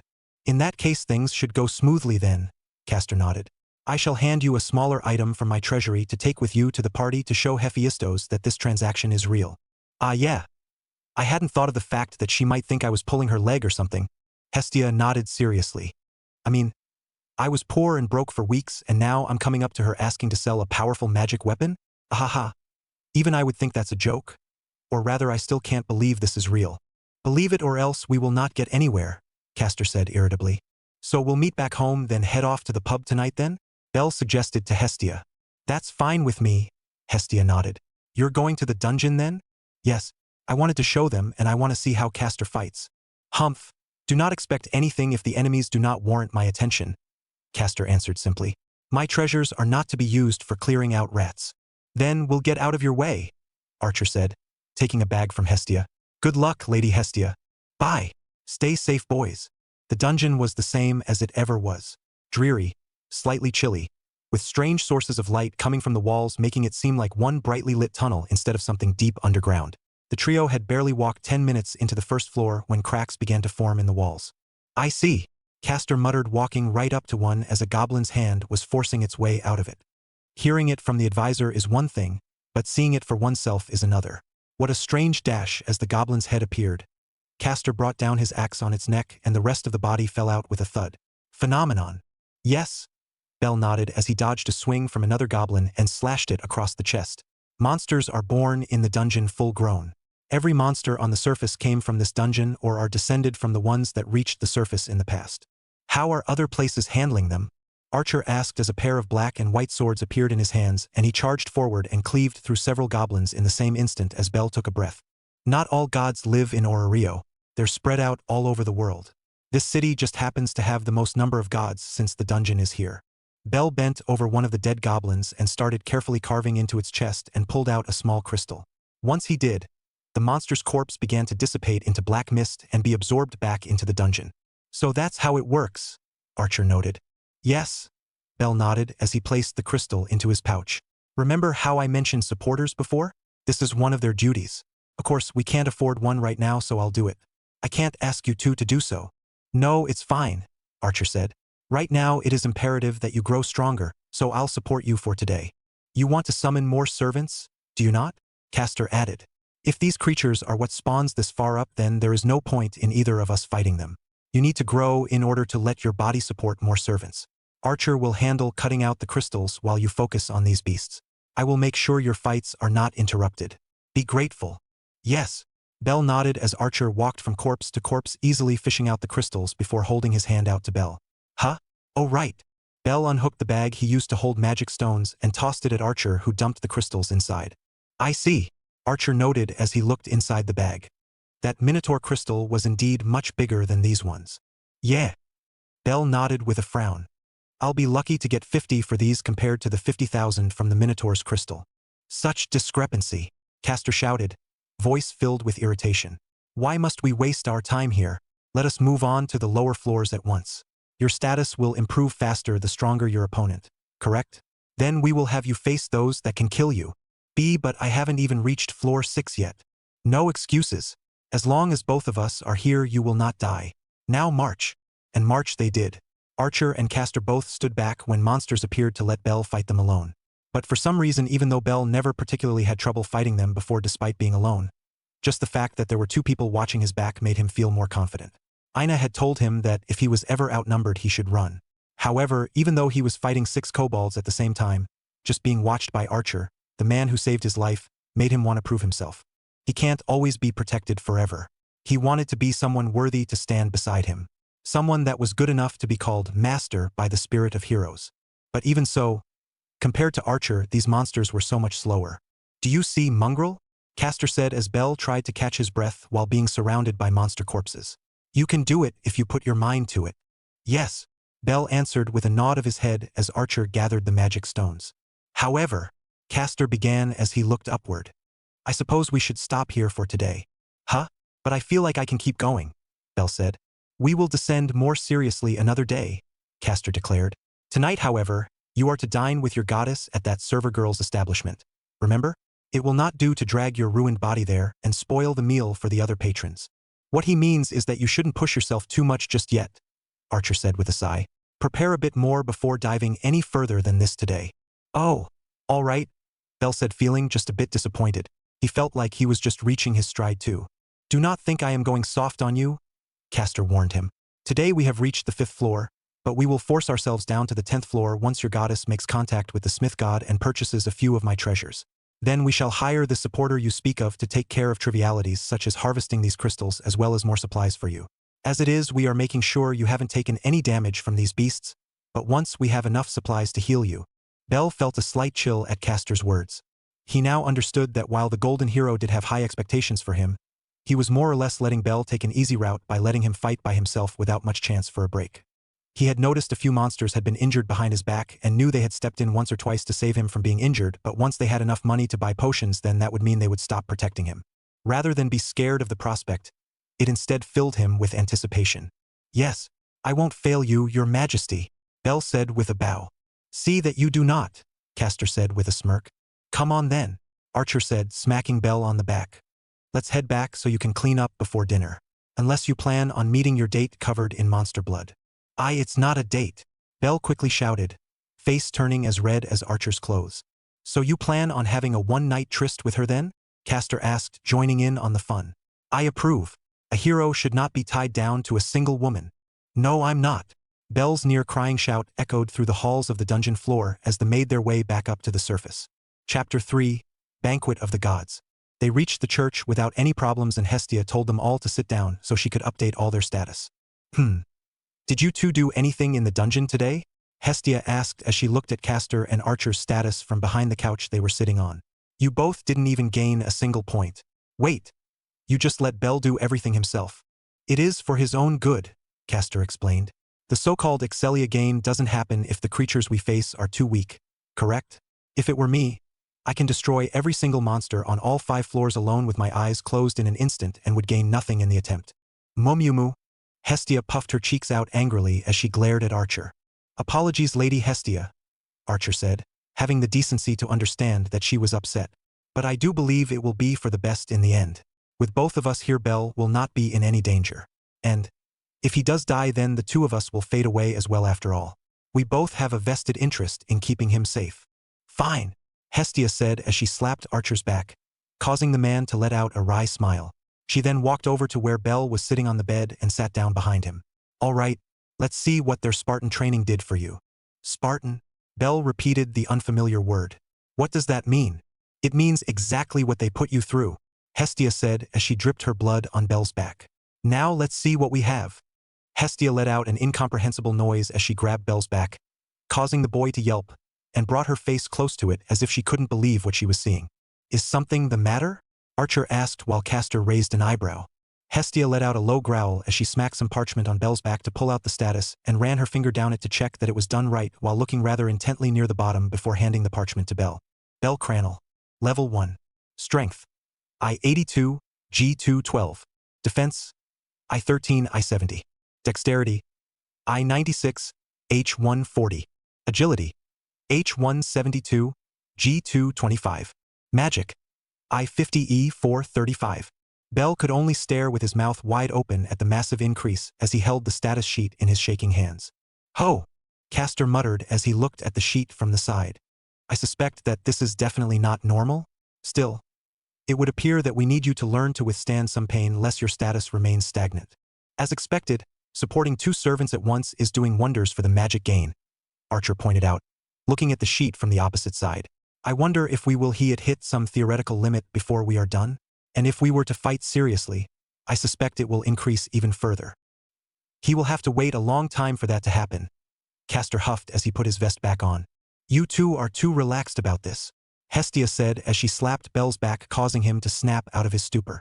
If every level 1 grew this quickly, this city wouldn't be filled with them. Hestia mumbled something after that before glancing at Archer's direction, although the servant could only return the gaze in confusion. In any case, Hestia sighed as she moved to the edge of the bed beside Bell. Bell is growing abnormally fast for some reason. Probably some kind of abnormal growth phase or because of the connection he has with the two of you. Yes. Bell nodded to show he was listening as both he and Archer also put their clothes back on. Bell, you have amazing talent, Hestia continued, especially for fighting alone despite having 2 allies with you.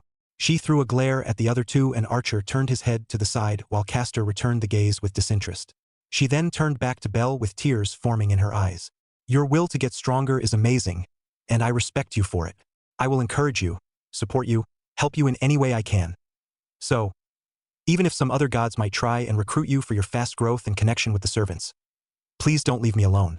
Don't worry, Bell replied to her earnest words with a smile. I won't ever leave you, goddess. Not even if you try to kick me out. Thanks, Hestia said as she stood up and hugged Bell. That means a lot to me. Well then. She then spun on her feet and pointed to the stairs.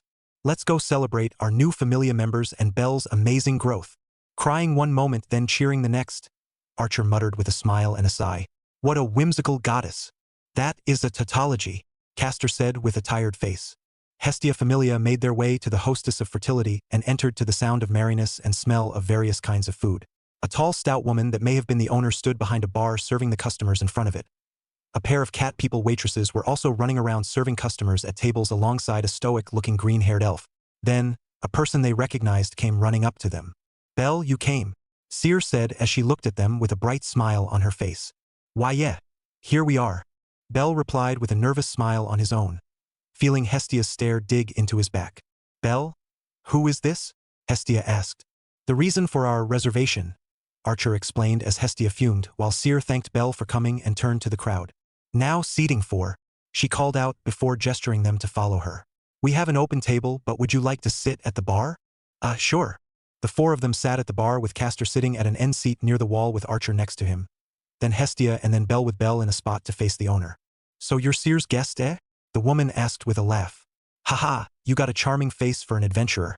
Just give us a holler if you need something. I hear you're going all out tonight. I'll keep the food coming. All you got to do is keep on ordering. Thank you, Bell replied with a stiff smile. This place seems friendly, Archer noted as he turned around in his seat to take in the crowd. A lot of adventurer types too. All sorts of people eating in a place with all sorts of things on the menu. At the very least we should not be kept wanting, Castor noted as he glanced at a menu on the wall beside him. Owner, an ale to start and some meat fritters if you have them. Got it, came to reply. Any particular kind? I shall leave it to you. No problem. Spurred on by Castor, the rest ordered their own food as well. All of them ordered an ale, except for the still underaged Bell who had some juice. For the food, Archer ordered a large bowl of stew, Hestia some meat skewers and a heaping plate of pasta for Bell. Hestia happily ate and drank her fill while Archer was mulling over his stew as though he was trying to see how they made it. Castor was also preoccupied with his meal, although he was eating much more slower than Hestia, leaving Bell to quietly eat his pasta. "Are you enjoying yourself?" Seer asked as she came back when Bell was halfway done with his pasta. "I'm a bit overwhelmed, actually," Bell replied honestly. "This is my first time in a place like this, but..." He glanced at the rest of his familia who were eating with satisfaction, with his goddess ordering another ale and more skewers. "Everyone seems to be enjoying themselves." "I see, that's good to hear," Seer said as she untied her apron and hanged it up on a hook on the wall before sitting down beside Bell. "What about your job?" Bell asked, eyeing Hestia with a bit of worry, but his goddess was too preoccupied with the food in front of her and talking to Archer. "Lady Hestia, please do not hit me while I am tasting," Archer muttered. "Come on, Archer. You gotta eat faster than that," Hestia cheered as she pounded his back.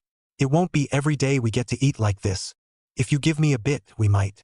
"Think you can take our recipe just from a taste?" the owner asked with a large smile. "Is that a challenge?" Archer asked with a smile of his own as the woman laughed. "I like ya, young'un," she said as she reached over and thumped Archer on the shoulder. "Tell you what, if you figure it out, I'll give you a discount.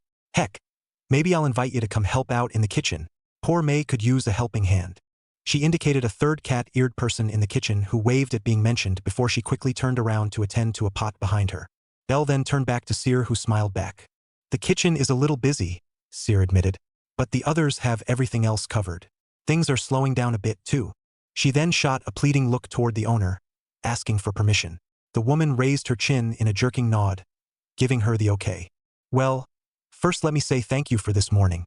The bread was delicious." No. You coming here tonight made my empty stomach worth it." "Don't you mean it was worth it to have us spend a lot on dinner?" Bell asked with a smile just as Castor received a large fried fish dish that seemed to be the special of the day. "Sorry," Seer answered with a giggle. "So what familia are you all from?" "The Hestia familia," Bell said with pride before wilting slightly as said goddess clung onto him from the side. "And this is our goddess," Bell Hestia said in drunken stupor. "Quit flirting with other girls and flirt with me instead." Bell gave Seer an apologetic look as she giggled into her hand before he turned toward Archer for help, only to see that the man was refusing to look at him now that he was no longer the target of their goddess's moans. "Well, you certainly are a mixed group like most familias are," she admitted. "Are you the newest of your familia?" "Actually, I'm the most senior member," Bell said to Seer's surprise. "Though since I'm the youngest and completely inexperienced, our captain is Castor over there." "Castor," Seer repeated, glancing at the golden-haired hero who was taking a sip of his drink in between bites of fish. "As in mage?" "Yes," Bell nodded. "It's kind of like a second name he uses." Seer nodded thoughtfully. "Well, there are all types of adventurers after all. To be honest, he looks like a member of royalty." "Aha, ahahaha, is that so?" Bell laughed nervously, causing Seer to stare suspiciously at him. Bell Hestia called out his name again. "Feed me." "Goddess, are you drunk already?" Bell asked, turning away from Seer just as the front doors opened again. In walked a rather large group of people. A small palum, a dwarf, a werewolf, a pair of elves and amazons, and a sole human being led by a lanky red-haired goddess. Even if Bell was a newbie in the city, he recognized the emblem on their clothes at a glance. "Loki Familia," Bell said with awe, noting his goddess had stiffened up slightly. "Yes," Seer nodded. "Lady Loki enjoys eating here." Bell looked down at his goddess and noted that she looked a lot more lucid than before and seemed to have sobered up. Castor and Archer also had stopped eating and were looking over at the newcomers. "So that's what a top familia looks like?" Archer asked, wiping his mouth. "Apart from the elf, the dwarf, the blonde girl, and the palum, they don't seem to amount to much," Castor muttered, returning to his drink. Seer looked rather surprised at Castor's comment before looking thoughtful again. "Hey, Miss Waitress," Hestia said, peering around Bell to Seer. "Can we have the bill and some carryout? I suddenly lost my appetite." Seer looked confused for a moment before nodding her hand and standing up to go fetch it. "What's wrong?" Archer asked, looking up from writing something down on some parchment as Castor stopped eating to listen as well. "Feeling sick. I can't deal with Loki," Hestia admitted as she tried to hide behind Bell. "Sorry. I know this is supposed to be your celebration, but..." Archer glanced at Castor, who shrugged. "Nothing good can come out of two hostile goddesses meeting," Castor said wisely. "I suppose it will be in everyone's best interest if they do not meet." Bell and Archer nodded their heads as they all stood up with Archer walking around them so that he was between Hestia and Loki's line of sight. "Leavin' already?" the owner asked as she held out a bill and a basket of food to Archer. "Apologies, but—" Archer began as he gestured toward Hestia and then toward Loki, and the owner nodded in understanding. Right. Sorry to see you have to leave like this," she said as Archer filled a bag with the required amount and handed it back to her along with the parchment he was writing on. "The name's Mia Grand. Y'all come back when you have the chance to spend more money you hear." "Of course, Miss Grand." Archer nodded as Castor led the way out the door. "Take care." Once they were out the door, Hestia let out a huge sigh of relief. "I'm sorry. Better to leave early than deal with a commotion and get removed," Castor said, waving her apology off. "The trickster goddess would be nothing more than an annoying interruption to our meal in any case." "He's right," Bell nodded. "We can continue our celebration at home, and then you can go to the party tomorrow night. And probably meet Loki there as well," Hestia grumbled before letting out a loud scream in annoyance. Nothing ever goes right when she shows up. Forget it. Let's go home. Eat. Then go to bed and forget all about that flat-chested idiot." And with that said, Hestia stomped down the road into the night. Her 3 Familia members shared a glance before following after her. The next morning, Bell woke up feeling very refreshed and well-fed thanks to the meal they had last night. Hestia was still sleeping on the bed, and the 2 servants were nowhere to be seen even though they were still here when Bell fell asleep on the couch last night. Maybe they went exploring in the city? Bell wondered as he sat up and stretched his arms over his head before starting his new day. As he walked upstairs and outside, though, he saw Archer coming back with several bags in his arms. "Morning, Bell," the taller man said with a smile. "Picked up some early groceries to make some breakfast if you want it." "Breakfast?" Bell repeated, and no sooner than he did his stomach start growling. "Ahaha. I guess I do." "Good. It won't be anything special, but it's important to have breakfast in the morning." Bell followed Archer back down to the kitchen just in time to see Hestia getting up. "Mo morning," came the sleepy greeting of their goddess. "You boys are always up so early." "It's still later than usual," Bell pointed out. "It's almost 8. "It's still way too early," Hestia shouted before looking around. "Where's Castor?" "Haven't seen him," Archer admitted before walking over to the kitchen and laying things out on the counter before turning on the stove to start cooking. "He left after the 2 of you fell asleep." He should at least leave a note," Hestia mumbled as she glanced over at the dresser at the foot of the bed where the Grail was sitting peacefully. Castor didn't return until Hestia and Bell were halfway done with their breakfast of Archer's scrambled eggs, sausages, fresh bread, and a small salad. "I have returned, mongrels," Castor said, triumphantly throwing the door open. "Castor," Hestia shouted as she stood up, a slice of bread still in her mouth. "At least leave a note when you leave in the middle of the night. A king need not explain his motivations to anyone, not even a goddess," Castor said with a smile as he tossed something toward Archer, who caught it. "This is," Archer muttered as Bell realized that it was a rather large bag. Archer then placed it on the table where several gold coins spilled out. Where did you get this?" Bell asked, staring at the bag of Valis. "Isn't Archer holding onto our funds?" Said servant held up a much smaller bag in response. "I simply spent my time at the business district and pursued their casinos," Castor said as he walked over to the couch and sat himself down on it. "Several are open all night, and so I partook in their services." "Gambling?" Hestia shouted. "You went gambling last night? With what money?" "I simply offered one of my treasures as collateral," Castor replied. "Those are but a portion of my winnings that I shall graciously offer to you, Goddess Hestia." "Eh? Me? Why?" Hestia asked. "You are attending a banquet tonight, are you not?" Castor asked. "Therefore you must be presentable. A goddess is a representative of their familia, and I will not tolerate being known as the destitute familia living in a rundown church." "But we are a destitute familia living in a rundown church," Bell pointed out before glancing back at the bag of money. "Well, not the first part anymore, I suppose. The last thing you need is for Hephaestos to not believe you when you say you wish to sell my treasures," Castor continued. "Along with a smaller piece of my treasury, we will prepare you a dress befitting of a goddess that claims to have the treasures she wishes to sell." Hestia stared at Castor for a long while, frozen in shock and seemingly at a loss for words, causing the man to laugh. "You may sing praises in my name whenever you wish," he said with a smirk, only for it to disappear when tears started falling out of Hestia's eyes. "You all are so good to me," she shouted as she dived over the table into Castor's chest. "I don't deserve any of you." The sudden act of intimacy threw off Castor's rhythm, and all he could do was hold his hands up above the tiny goddess as she sobbed into his chest. "Get her off of me," he ordered Bell, who quickly pulled the clingy goddess off of Castor.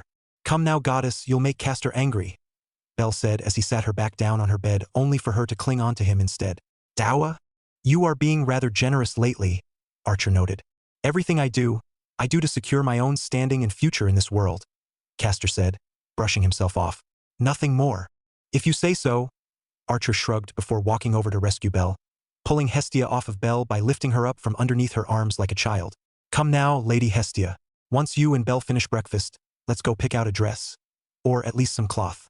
I don't have much experience sewing, but I think I can do something if you wish to save money. At this, Hestia sobbed even louder. Archer, Hestia cried as she sniffed up the snot running down her nose. Put me down so I can hug you too. That would be slightly troublesome. Once the dishes were cleaned and put away, the four of them headed out to a fabric store to pick out some fabric for Hestia's new dress. Hestia, not really sure of what to do, decided to let Bell pick the colors for her, to which he picked white and blue and bits of gold cloth. Once they were paid for by Castor, the group returned to the church where Archer began his work with the needle and thread after taking Hestia's measurements. The end result was a long flowing white gown that carefully covered Hestia's body, exposing only her arms and a bit of her shoulders with two long sashes that draped over her AMS. A long blue fabric also draped in front of her waist where several pieces of gold cloth wrapped around her like a belt. She also had a long blue headdress over her head with a gold lining as well. How is it? She asked, spinning around once. Does it suit me? Wow, Bell said once he got to see Hestia the finished product. You really look amazing, goddess. Thank you, she said shyly as she fidgeted in her gown. Like I thought. I really am not used to wearing such things. No, it's not quite finished, Castor said as he walked up to Hestia with a hand on his chin. He held his hand out to the side, and the air above his hand shimmered gold for a moment before a pair of golden bracelets and armbands fell out of them. He then carefully snapped them on Hestia's arms and took a step back to examine her again before jeweled brooch fell into his other hand, which he pinned just above Hestia's breast and just underneath her neck. Now you are worthy of being called a goddess. I must say white and blue do work well on you, Archer commented. You got a good eye, Bell. No, I think your handiwork is amazing for such short notice, Archer. Bell turned the compliment back to Archer. Hestia's hands clung to the front of her gown as tears welled up in her eyes. Do not hug me again, Castor said quickly. You will wrinkle your gown. But I'm so happy, Hestia cried, lunging toward Castor, who held her back with a single hand, keeping his legs at arm's length from her. Castor, come on, Archer said, placing a hand on the goddess's shoulder. The sewing took a lot of time. It's almost time for the party. You don't want to be late, right? Yeah, we'll escort you there, Bell said as Archer took Hestia by the hand and Castor led the way to the stairs with Bell taking up the rear. When they arrived at the Ganesha Familia home, they all stood and gaped at the sight of the building in front of them. Standing out amongst the lights of Orario was a massive, 30-meter, human-shaped statue with an elephant's head sitting cross-legged in the middle of the city block, with the entrance to it being a pair of double doors located directly at the statue's crotch. I am at a loss for words, Castor admitted as he pinched the bridge of his nose while the other three nodded their heads. He wasn't the only one either. All around them several people that could only be gods were muttering similar things, with a few wondering if this was even the right place. WL? I suppose I should be going, Hestia said, lifting her bag over her shoulders. I'll see if I can't sneak some food out as well for you, Bell. No, you don't have to do that, Bell said quickly. Just enjoy yourself, goddess. You really deserve it. Do not forget this, Castor said as he held out a small dagger with a golden sheath encrusted with several jewels. It is a trivial thing in the grand scheme of things, so I do not care if you lose it, but do not do so before showing it to Hephaestos. I won't lose it, Hestia said defensively. I won't. Then good luck, Archer said as Hestia nodded and made her way to the Ganesha Familia home. So what should we do now? Bell asked as they saw her disappear into the crotch doors. Probably dinner? Archer suggested. That is agreeable, Castor nodded. Yeah, I'm feeling kinda hungry myself, Bell admitted. But, you know. As the three of them spoke, their gazes were still locked on the massive statue in front of them. That thing is really weird, huh? Bell said, and his servants nodded their heads in unison. A few feet away from them, a passing guard wearing the Ganesha Familia emblem across his chest let out a tired and depressed sigh. Hestia wandered around the banquet hall, not paying attention to Ganesha's welcoming speech while also making sure she didn't trip over the front of her dress. Good thing Archer decided to not let it drag on the ground, she muttered as she looked around trying to spot her friend amongst the countless gods and goddesses in attendance. However, her objective was slightly forgotten when she came across one of the massive buffet tables. Her body froze on the spot as the smell wafted over her and, as if hypnotized, she floated on over to it. Coo! When our Familia gets bigger, I want Castor to host a party and Archer to make a spread like this too, she said as she quickly filled up her plate with as much food as she could fit on it. My Hestia, is that you? Hearing a familiar voice, Hestia turned around and saw a goddess with flaming red hair wearing a dark crimson dress standing behind her. On her thin face was a black eye patch covering her right eye, one of the marks that made her recognizable on sight. Hephaestos, Hestia said happily as she carefully balanced her plate in front of her. I've been hoping to meet with you here. So I've heard, her friend replied with a smile. I'm sorry that I've been a bit busy fulfilling an order, but Hephaestos looked Hestia up and down. You seem to be doing rather well. Yep, Hestia nodded, placing her plate on the table and threw her chest out with pride. This dress was handmade by all 3 members of my Familia. Bell chose the fabric, Castor paid for it, and Archer sewed it together. I see, Hephaestos replied. It looks very well done. I wouldn't have expected that you didn't get it done at a shop. And 3 Familia members in a little over 2 weeks. You're doing rather well indeed. Honestly, I think they are too good for me, Hestia admitted. Castor stayed up all night to get the money for it and Archer spent all day making it with Bell's help. They're all such good boys. You are very lucky to have such upstanding Familia members then, Hephaestos said, letting Hestia brag about her children, as not so long ago Hestia was crying to Hephaestos that she couldn't get anyone into her Familia and couldn't even find a job or a home for herself. Oh, and I think you left a message with one of my children asking about a sale? Yeah, Hestia nodded. Actually, Castor seemed to have been a treasure collector before he arrived in Orario, and he came across several weapons and armor in his travels and brought them along with him. He wanted to know if he could sell a few of them to you to help raise money for the Familia. He said this is an example of the things he has. Hestia reached into her bag and pulled out the small dagger, and Hephaestos froze on the spot. Hephaestos? Let me see that, Hephaestos said as she set her drink down and took the dagger into her own hands. This craftsmanship, this design, it's even enchanted. Hephaestos? Are you okay? Hestia asked, looking rather concerned, even as she snuck a bite from her plate.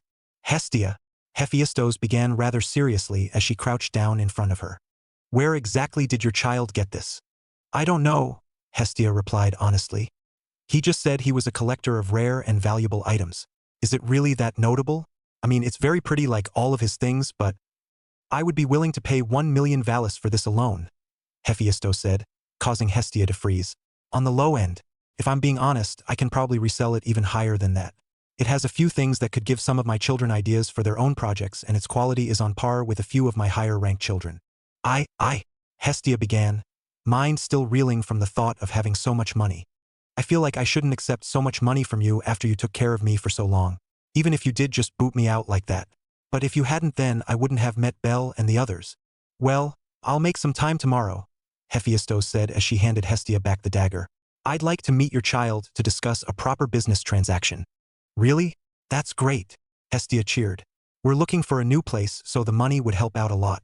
I mean, I'm glad you found me that church in the first place and all, but it's a bit too small for us now. Are you finished talking business? Another voice cut in, and the 2 friends turned to see another goddess walk out from the crowd toward them. Her silver hair matched her gold-trimmed dress that was open in the front, which drew the gaze of all the men in the area.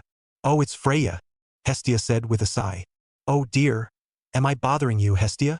Freya asked, looking slightly troubled and disappointed. Not really, Hestia admitted. I just don't know how to deal with you.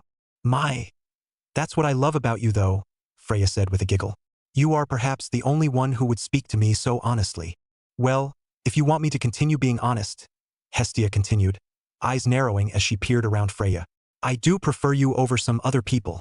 Freya, hey Frei.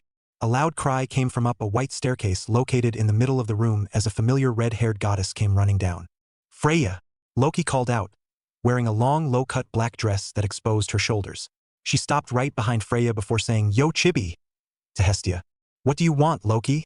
Hestia asked. Wasamata? Can't I just drop by to say hi? You never just drop by to just say hi, Hestia pointed out.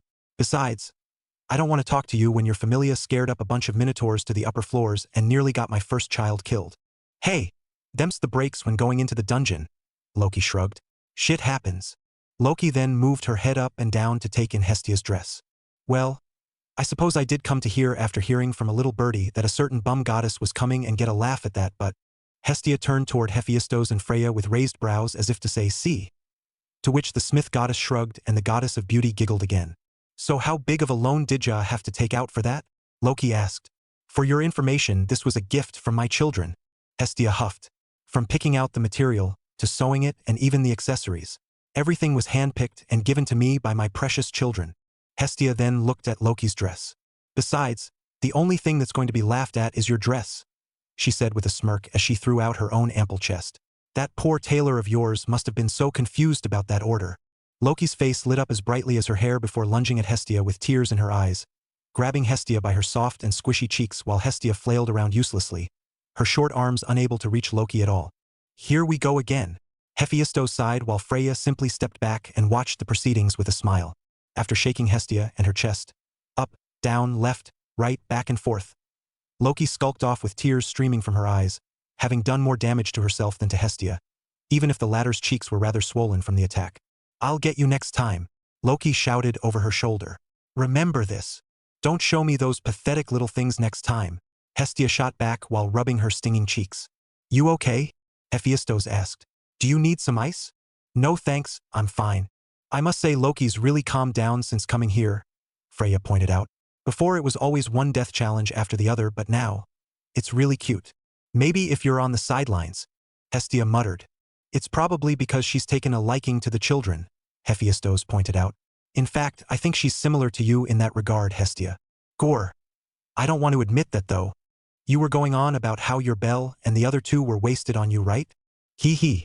Freya's ears twitched for a moment before she looked to the side with a smile. I'm sorry, Hephaestus, Freya said suddenly, but I just remembered something that needs my direct attention, so I will be leaving first. But weren't you going to ask around for information about something? Hephaestus asked. I already got it, Freya replied with another smile before nodding her head in farewell before disappearing into the crowd. Well, she certainly hasn't changed, Hestia huffed. She probably has her eyes on someone again. Even though she has all those other children in her Familia.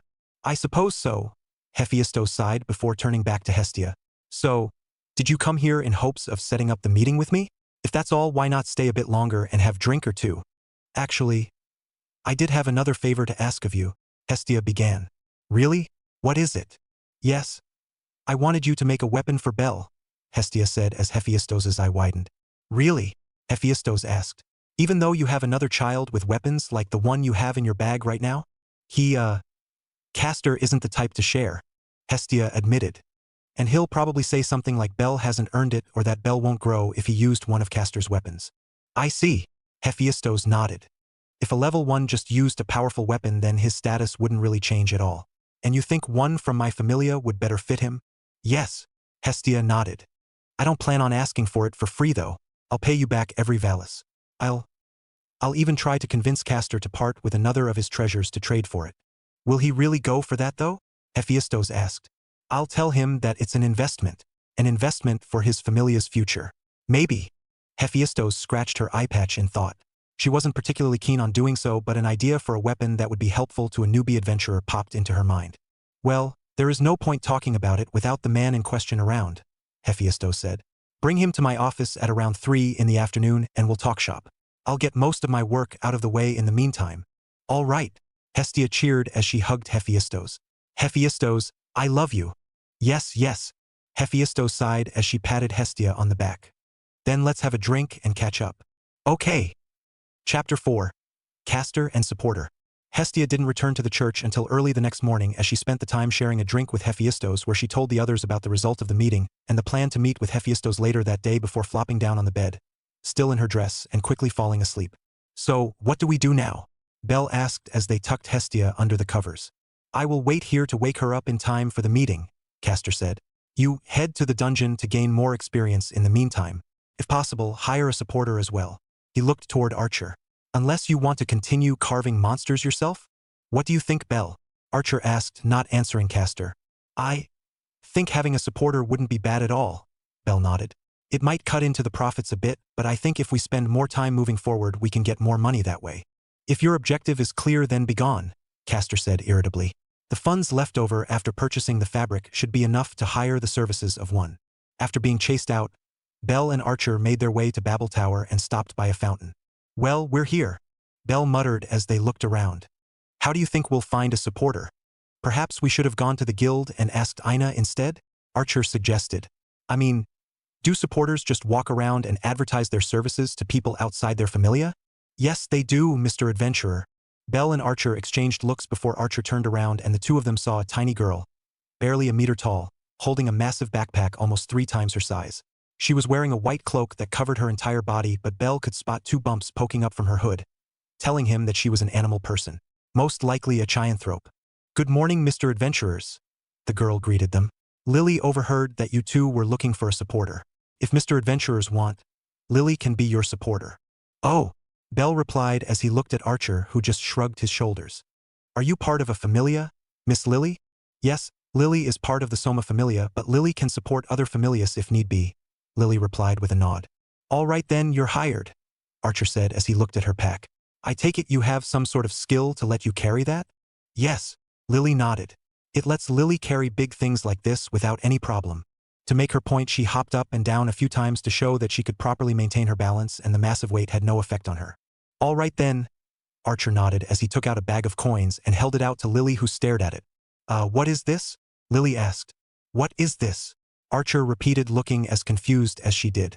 Signing on bonus? Or do you not do these kinds of things around here? But Lily hasn't even done anything yet? Well, you explained some things about yourself and supporters, so that's a good start, right?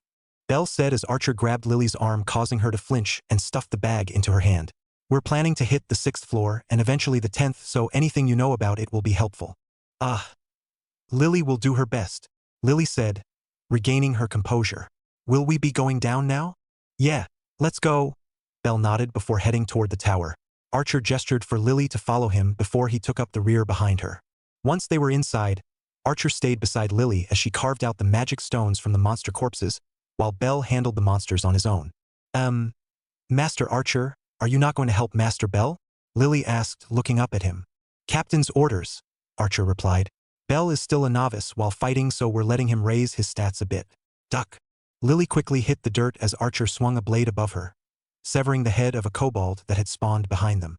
Don't worry, Archer said as he gestured to the monster's corpse. I'm here to keep them off of you so Bell doesn't have to worry. He then tossed his blade in Bell's direction, striking a kobold that was trying to jump Bell from behind. Too slow, Archer shouted as Bell pushed off the kobold in front of him and jabbed his dagger into its heart, destroying the magic stone inside and causing the monster to turn to ash right away. Keep a sense of everything around you, not just the one in front of you. Back up and reset. Yes, Bell called back as he backed up away from the remaining 2 kobolds. Master Archer? Lily began as Bell charged the left kobold before kicking the other kobold in the side. Archer wasn't wearing a bag aside from a small pouch tied to his waist where he kept some emergency money, so it was only natural Lily would be confused. That's a secret, Archer replied, holding up a finger to his lips, to which Lily nodded in understanding. It wasn't her place to pry either way. Once the last of the kobolds were defeated and the entrance to the 6th floor was in sight, Archer turned to Bell. What do you think? He asked Bell. You think you can keep going, or should we stop here? Let's take a look at least, Bell said. Hey, Miss Arde. Lily prefers to be called Lily if Master Bell doesn't mind. Lily, full name Lilaruka Arde, said quickly. Then Lily, do you know anything about the monsters on the 6th floor? Yes, Lily nodded. War shadows and frog shooters appear there. The war shadows are living shadows that are extremely resistant to regular weapons but weak to magic. They have an eye that looks like a giant crystal, which is their weak point. Frog shooters are giant frogs that try to grab people with their tongues and swing them around or eat them. Sounds disgusting, Bell said as he looked at his hand. Too bad I don't know any attack magic yet. Just focus on their weak spots, Archer said as he tapped Bell's back. I'll keep any others off of you until you get used to fighting them. Okay. Bell nodded before turning to Lily. Make sure to stick close to Archer so you won't get targeted. Okay? Are you saying that I can't protect both of you at once? Archer asked as Lily laughed. Whatever. Let's head down. And so Bell began his first journey into the 6th floor. As they made their way further down the dungeon, Hestia and Castor were walking down Main Street, heading toward the large weapons shop known as H-File Phiota Sigma Tau Omicron. Hestia was stealing glances at Castor, who was looking rather irritated. I am not angry, Castor said, causing Hestia to jump. I am merely annoyed that you decided to barter with my treasures for something other than what we decided on. I'm sorry, Hestia said, lowering her head. But your reasoning is sound, Castor continued. A weapon to help pave the road into that boy's future would be an investment worthy of one of my treasures. I will not listen to someone who cannot properly stand beside the heroes he wishes to command. However, does a weapon that allows him strength to fight but neither restricts his growth or quickly becomes obsolete exist? Ooh, Hephaestus was wondering the same thing, Hestia admitted. But, if it's her, I know she'll come up with something. Castor gave Hestia a sideways glance before letting out a long sigh. It is my policy to never apologize to someone on another's behalf, especially not to a god, but I feel like it will be required here due to this burden. He muttered. What do you mean? Hestia asked as they came up to a large 3-story building that was twice the size of its neighbors. She opened the door and made her way through the shop with the clerks letting them through, having no doubt been told ahead of time about the appointment. Hestia then led the way up the staircase toward Hephaestus's office. Hephaestus, I brought him, Hestia said as she opened the door and the two of them walked inside. There, Castor saw the smith goddess sitting behind a well-kept and used desk with stacks of forms sitting off to the side, no doubt awaiting her authorization and signatures. On the wall to his right were several weapons of different makes and qualities. They certainly seemed special to the goddess, but nothing good enough to belong within his treasury. Perhaps they were merely there for sentimental reasons. Products or gifts from her Familia, no doubt. Thank you for coming, Hephaestus said as she stood up from her desk. You must be the one Hestia was talking about? Greetings, goddess Hephaestus. Castor greeted the goddess respectfully. I am currently going under the name Castor during my time in this city. I come to you today to offer some of my treasures in order to secure funds for my Familia's future. So I've heard. Hephaestus nodded as she gestured to the seats in front of her. But you don't seem to have anything on you right now? A king's treasury goes wherever the king goes, Castor said as he sat down on the chair with Hestia plopping down on the one beside his. Allow me to demonstrate. He held his hand to the side, parallel to the ground, and the air behind him started shimmering gold. Then a golden handle pushed itself out of it, which Castor grasped firmly in his hand and pulled it out. It was a sword so long that it could easily be mistaken for a spear. Unfortunately, its name escapes me at the moment and I do not care to spend the effort to remember it, Castor admitted with a shrug. I am told that it was used to slay a drake from the eastern lands, but I do not know if it holds true. My! Hephaestus gasped as she accepted the blade from Castor. From what I can tell, it certainly has the quality to do so. I am willing to part with it if you wish to add it to your own collection or to sell it off to someone who would require such a blade, Castor said as he glanced back at the wall of weapons. I trust you will provide an honest quote for it. If it is not to your liking, I suppose I can search for something that may interest you at your request. Really? I think this one will be sufficient for a start. Hephaestus nodded. Its weight and balance are fine, and its edge is indeed sharp enough to pierce through a drake's hide. Perhaps even larger dragons. It feels like it was created specifically to hunt a dragon as well. Would 100 million valis be sufficient? Powa? Hestia let out a noise like a choking cat at the absurd amount for a single weapon. 100 million? How many Jagamarukuns can you buy with that? Castor and Hephaestus glanced over at Hestia as she tried counting them on her fingers before Hephaestus gave Castor an apologetic look, to which Castor let out a small sigh in response. I considered this before, but, Castor began. Weapons and armor go for rather exuberant prices in this city, do they not? Far more than the daily necessities of the common people. Yes, Hephaestus nodded. Not only are they the product of the work and skill my children put years, decades into obtaining, they are also the product of the brave adventurers that go into the dungeon's lower floors and bring back the drop items of monsters that go into their creation. The fact that you managed to come across a weapon of this quality outside the city is truly surprising. I suppose there is a point to the absurd prices then. Let me change the topic then. How much would it take to create the weapon that this foolish goddess asked you about? Hey! Hestia shouted indignantly as Hephaestus chuckled. A weapon that won't stunt his growth and won't fall into mediocrity that would shame the name Hephaestus, Hephaestus said with a sigh. To be quite honest, it is quite a troublesome request. Castor nodded his head in understanding, if not in apology, as Hestia deflated. Although, with Hestia's assistance, I do believe I can come up with something, Hephaestus said, causing a look of shock to spark in both Castor and Hestia's eyes. You're going to make it? Hestia asked. Of course, Hephaestus nodded. This is an exchange between two goddesses after all. There is no need to trouble my children over it. Of course, that also means the price will match its quality. As Hestia's eyes shined toward her friend, Castor merely laughed. A blade forged by the hands of a goddess. That boy is truly blessed with a loving goddess, Castor said with a smile. Very well, I shall take this investment and see this boy's path to the end. If nothing else, it will prove to be worthy entertainment. When you talk like that, you sound like one of the other gods, you know? Hephaestus pointed out. As a king, only the highest grade of entertainment is suitable for my palate, Castor replied. If it is comparable to that of the gods, then the gods simply have tastes similar to the king, do they not? You are a unique one, Hephaestus laughed. How on earth did Hestia find you? A little rabbit led me to her, Castor replied with a smirk. My talents are simply limited to judging mortals and gods. And alcohol, according to the one I once called my only friend. Your friend must have been one of a kind as well. But back to the topic at hand.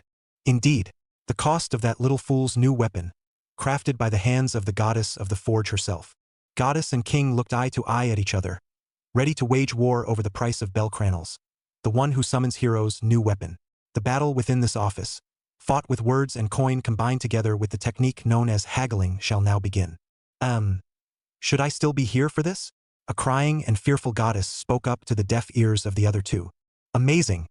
Lily can hardly believe that Master Bell is a novice, Lily said as the three of them returned from the dungeon just as the sun was beginning to set. Lily understands why Master Archer wants Master Bell to grow quickly. No, I think Miss Lily is amazing for being able to cut out the stones so quickly, Bell replied. We managed to progress so much further because of it. We actually managed to make it to the 7th floor. Castor is going to be so surprised. About what, mongrel? The three of them turned around to see Castor coming up to the tower with a hand on his hip, but without Hestia in sight. Oh, your majesty, Bell said, running up to Castor like a child wanting to surprise his parent with news of his success. We made it all the way to the entrance of the 8th floor today. Miss Lily's help in carving out the crystals and her knowledge of each floor is amazing. Ho! Castor began with a slight widening of the eyes and the ghost of a pleased smile on his face. You've done well, Bell Cranel. As always, your growth is worthy of some praise. If Bell had a tail like Lily did, it would no doubt be wagging right now. So, how was his progress? Castor asked Archer. Like he said, we made rather fast progress, Archer replied. He had a bit of trouble with the war shadows on the 6th floor due to their inherent resistance to physical attacks, but we managed. The 7th floor was more manageable, but the killer ants there would call for backup if their heads weren't destroyed. Something we experienced the hard way. There were also monsters that spread a poisonous powder from their wings, so I suggest we pack some antidotes if we are to go there again. I see, Castor nodded. Fortunately, our business with Hephaestus went perfectly and I have secured enough funds to purchase them. Now where is the supporter? Archer gestured toward Lily, who was trying to avoid notice despite her large bag. Why do you hide your face? Castor demanded as he stood in front of her. You are in audience with a king. Remove your hood. Lily's fur is dirty, so she doesn't want to pollute Sir's eyes with it. Lily said quietly. Irrelevant. Remove your hood and show me your face.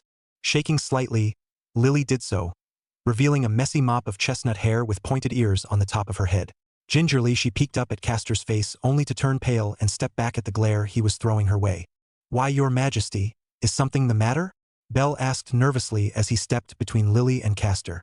Move, Castor demanded, grabbing Bell by the shoulder and pushing him aside. I will, in my boundless patience, say it one last time. Show me your face. Bell moved to try and cover Lily again, but Archer grabbed his arm and shook his head.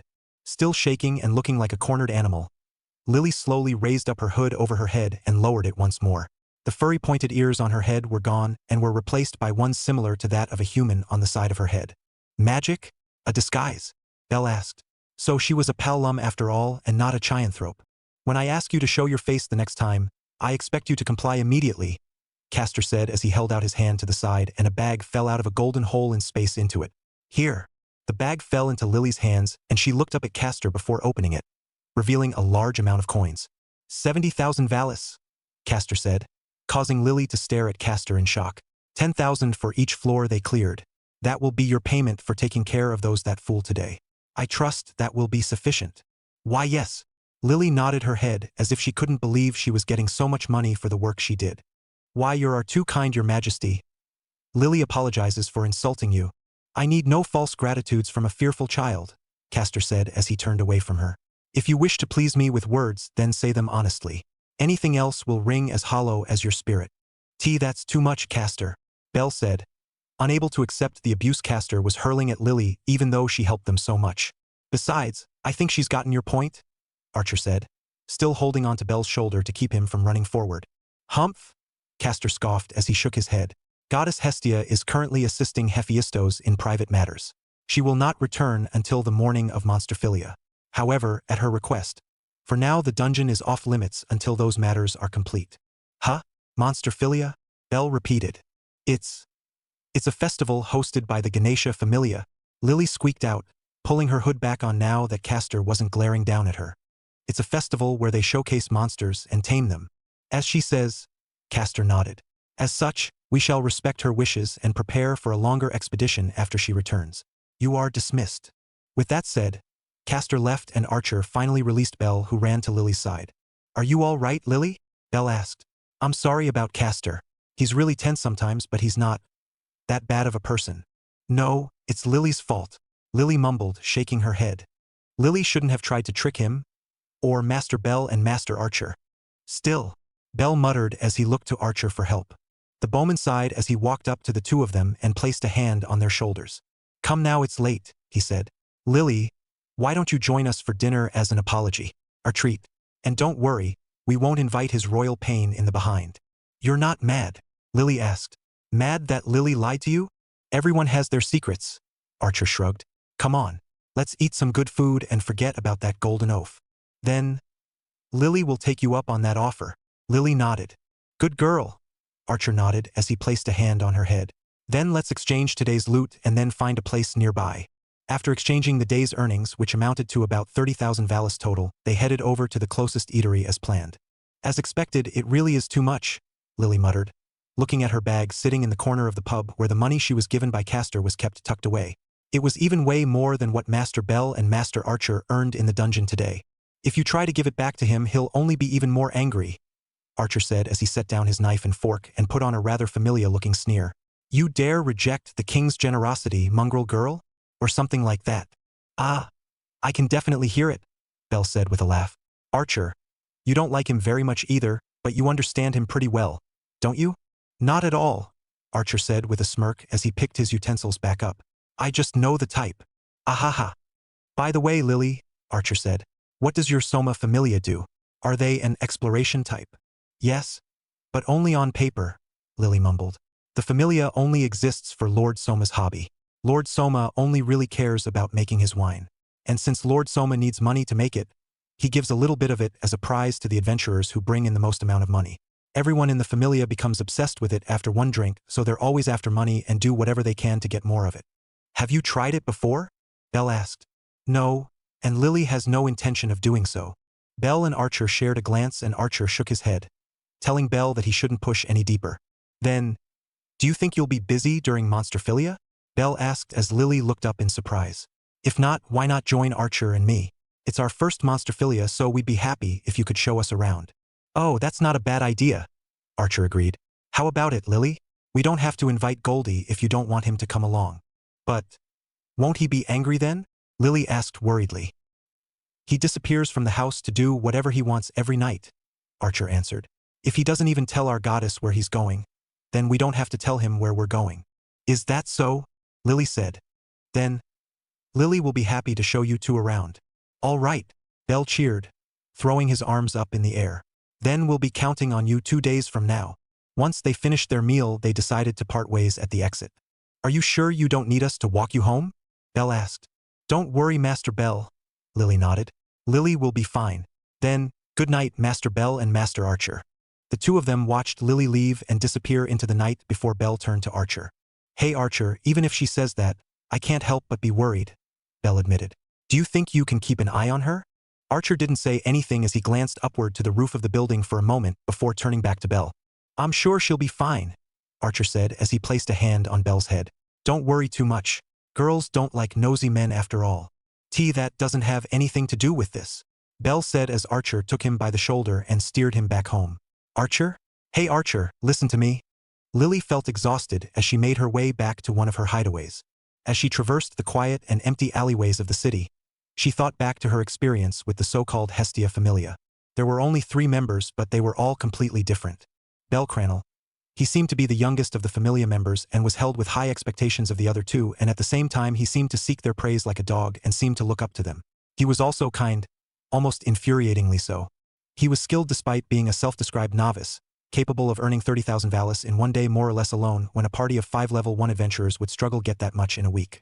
Archer, the tallest of the 3 and acted as both a mentor and an older sibling to Bell. Their relationship felt both warm and strict, but he did not hesitate to help her out and invite her along for fun out of genuine motives. He was like the adult of the three, making sure to keep the peace and keep both of them from causing too much trouble.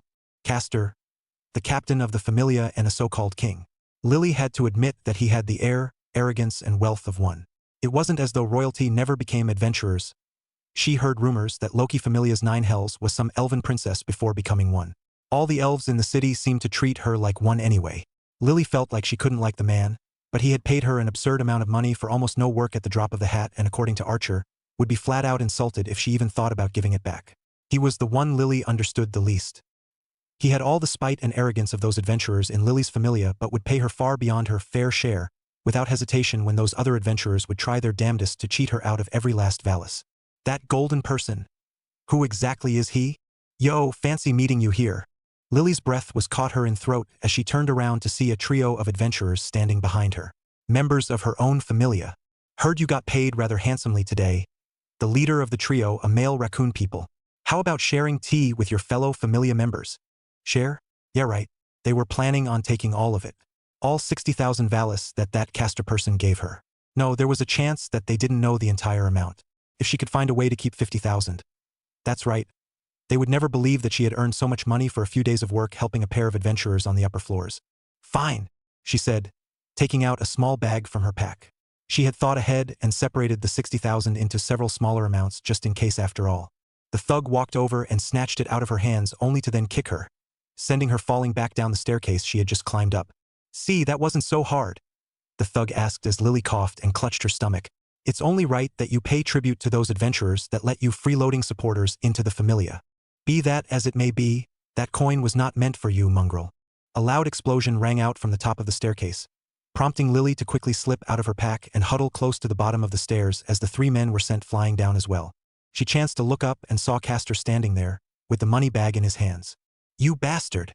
The thugs shouted as they got to their feet. Who do you think you are? You are not worthy of knowing my name, Castor said as he held up what looked like a stone tablet which started shining.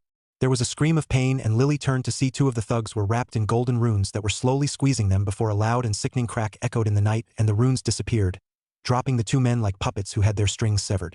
Take your fellow mongrels and leave, Castor said as he slowly walked down the stairs with the tablet still in his hand. The king is not without mercy, and he will let you flee with your lives. You making fun of me? The raccoon shouted hysterically, making Lily think he had lost his mind. He then pulled out a small blade that was glowing red. A magic sword. Let's see how you like this. Don't! Lily screamed as a blade released several balls of fire out at Castor. Almost lazily, Castor tucked his tablet under his shoulder and raised the hand that was covered in a golden gauntlet. The flames impacted the gauntlet and fizzled out like matchsticks in the rain. Impossible. To raise your hand against the king, it would appear some more discipline is required, Castor said as he opened up the tome again. A shimmer of gold appeared behind him and Castor reached into it with his free hand, pulling out a magic stave made of gold and topped with a bright crystal. With a lazy movement, he jabbed the bottom of the stave onto the ground and a bolt of lightning shot out of it, striking the thug before he could even do so much as scream. Lily stared at the smoldering crisp that was once a normal person and realized, with a mixture of amazement and horror, that he was still alive.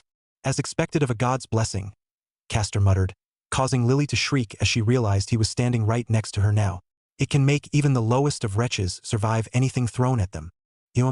Lord Castor? Lily began. Lily is. Silence, mongrel girl, he said simply, making Lily clam up immediately. You dare try to hand over the king's gift to someone else without my permission. Your punishment is next. Archer was right. His arrogance was on another level. Pick up your belongings, girl, he ordered, and follow me. Lily didn't dare flee or disobey his order. She picked up her pack and followed Castor back out onto the main streets without any word of protest. She waited behind him as he flagged down a passing Ganesha Familia member working as a city guard and told them about the location of her injured Familia members before he gestured to her to continue following. He led her all the way to one of the poorer districts and she found herself standing in front of a ruined church of some goddess. What are you doing? Castor demanded as he opened the crumbling door. Inside. Why yes. Lily nodded as she quickly fell in step. Castor led her to the back of the altar and pushed open a hidden door before descending the staircase. Once he opened the door at the bottom, Lily heard a familiar voice. Oh, welcome home, your majesty. Sorry we ate dinner without you. You are forgiven. I had other matters to attend to in any case. What are you waiting for? Inside. Lily realized that he was referring to her and she slowly walked into the room, which she realized was even smaller than her own hideaway. Belle was staring at her in surprise from a rather old and worn couch while Archer was busy pouring a drink into 4 glasses. Miss Lily? What are you doing here? Belle asked. Ah, you're hurt. Archer. Get the first aid kit. And no. Lily is fine, Master Bell. Lily said quickly as she felt Castor push her forward from behind so he could shut the door. She has done something unforgivable in my presence, Castor explained. It really would kill you to be honest, wouldn't it? Archer asked as he helped Lily out of her bag and sat her down on the bed before pulling out a small case from underneath the bed. Where does it hurt? No, really, Lily is dash. She began, but Archer placed a finger on her lips and gestured with his head toward Castor, who was sitting on the couch across the room from the bed, looking in their direction with his stark red eyes. Lily then recalled what Archer said in the pub. Then, Lily was kicked here. She held a hand on her stomach and Archer nodded. Lily gingerly removed her robe, causing Belle to blush, babble a bit and run out the door, causing both Castor and Archer to sigh before Archer started treating the rather large bruise on Lily's stomach. I will be asking questions and you will answer them properly, understand? Castor suddenly spoke up and Lily nodded obediently. Your name? Lily. Lilaruka Arde. Lily replied. Your Familia? Soma Familia. Those 3 from earlier? Soma Familia.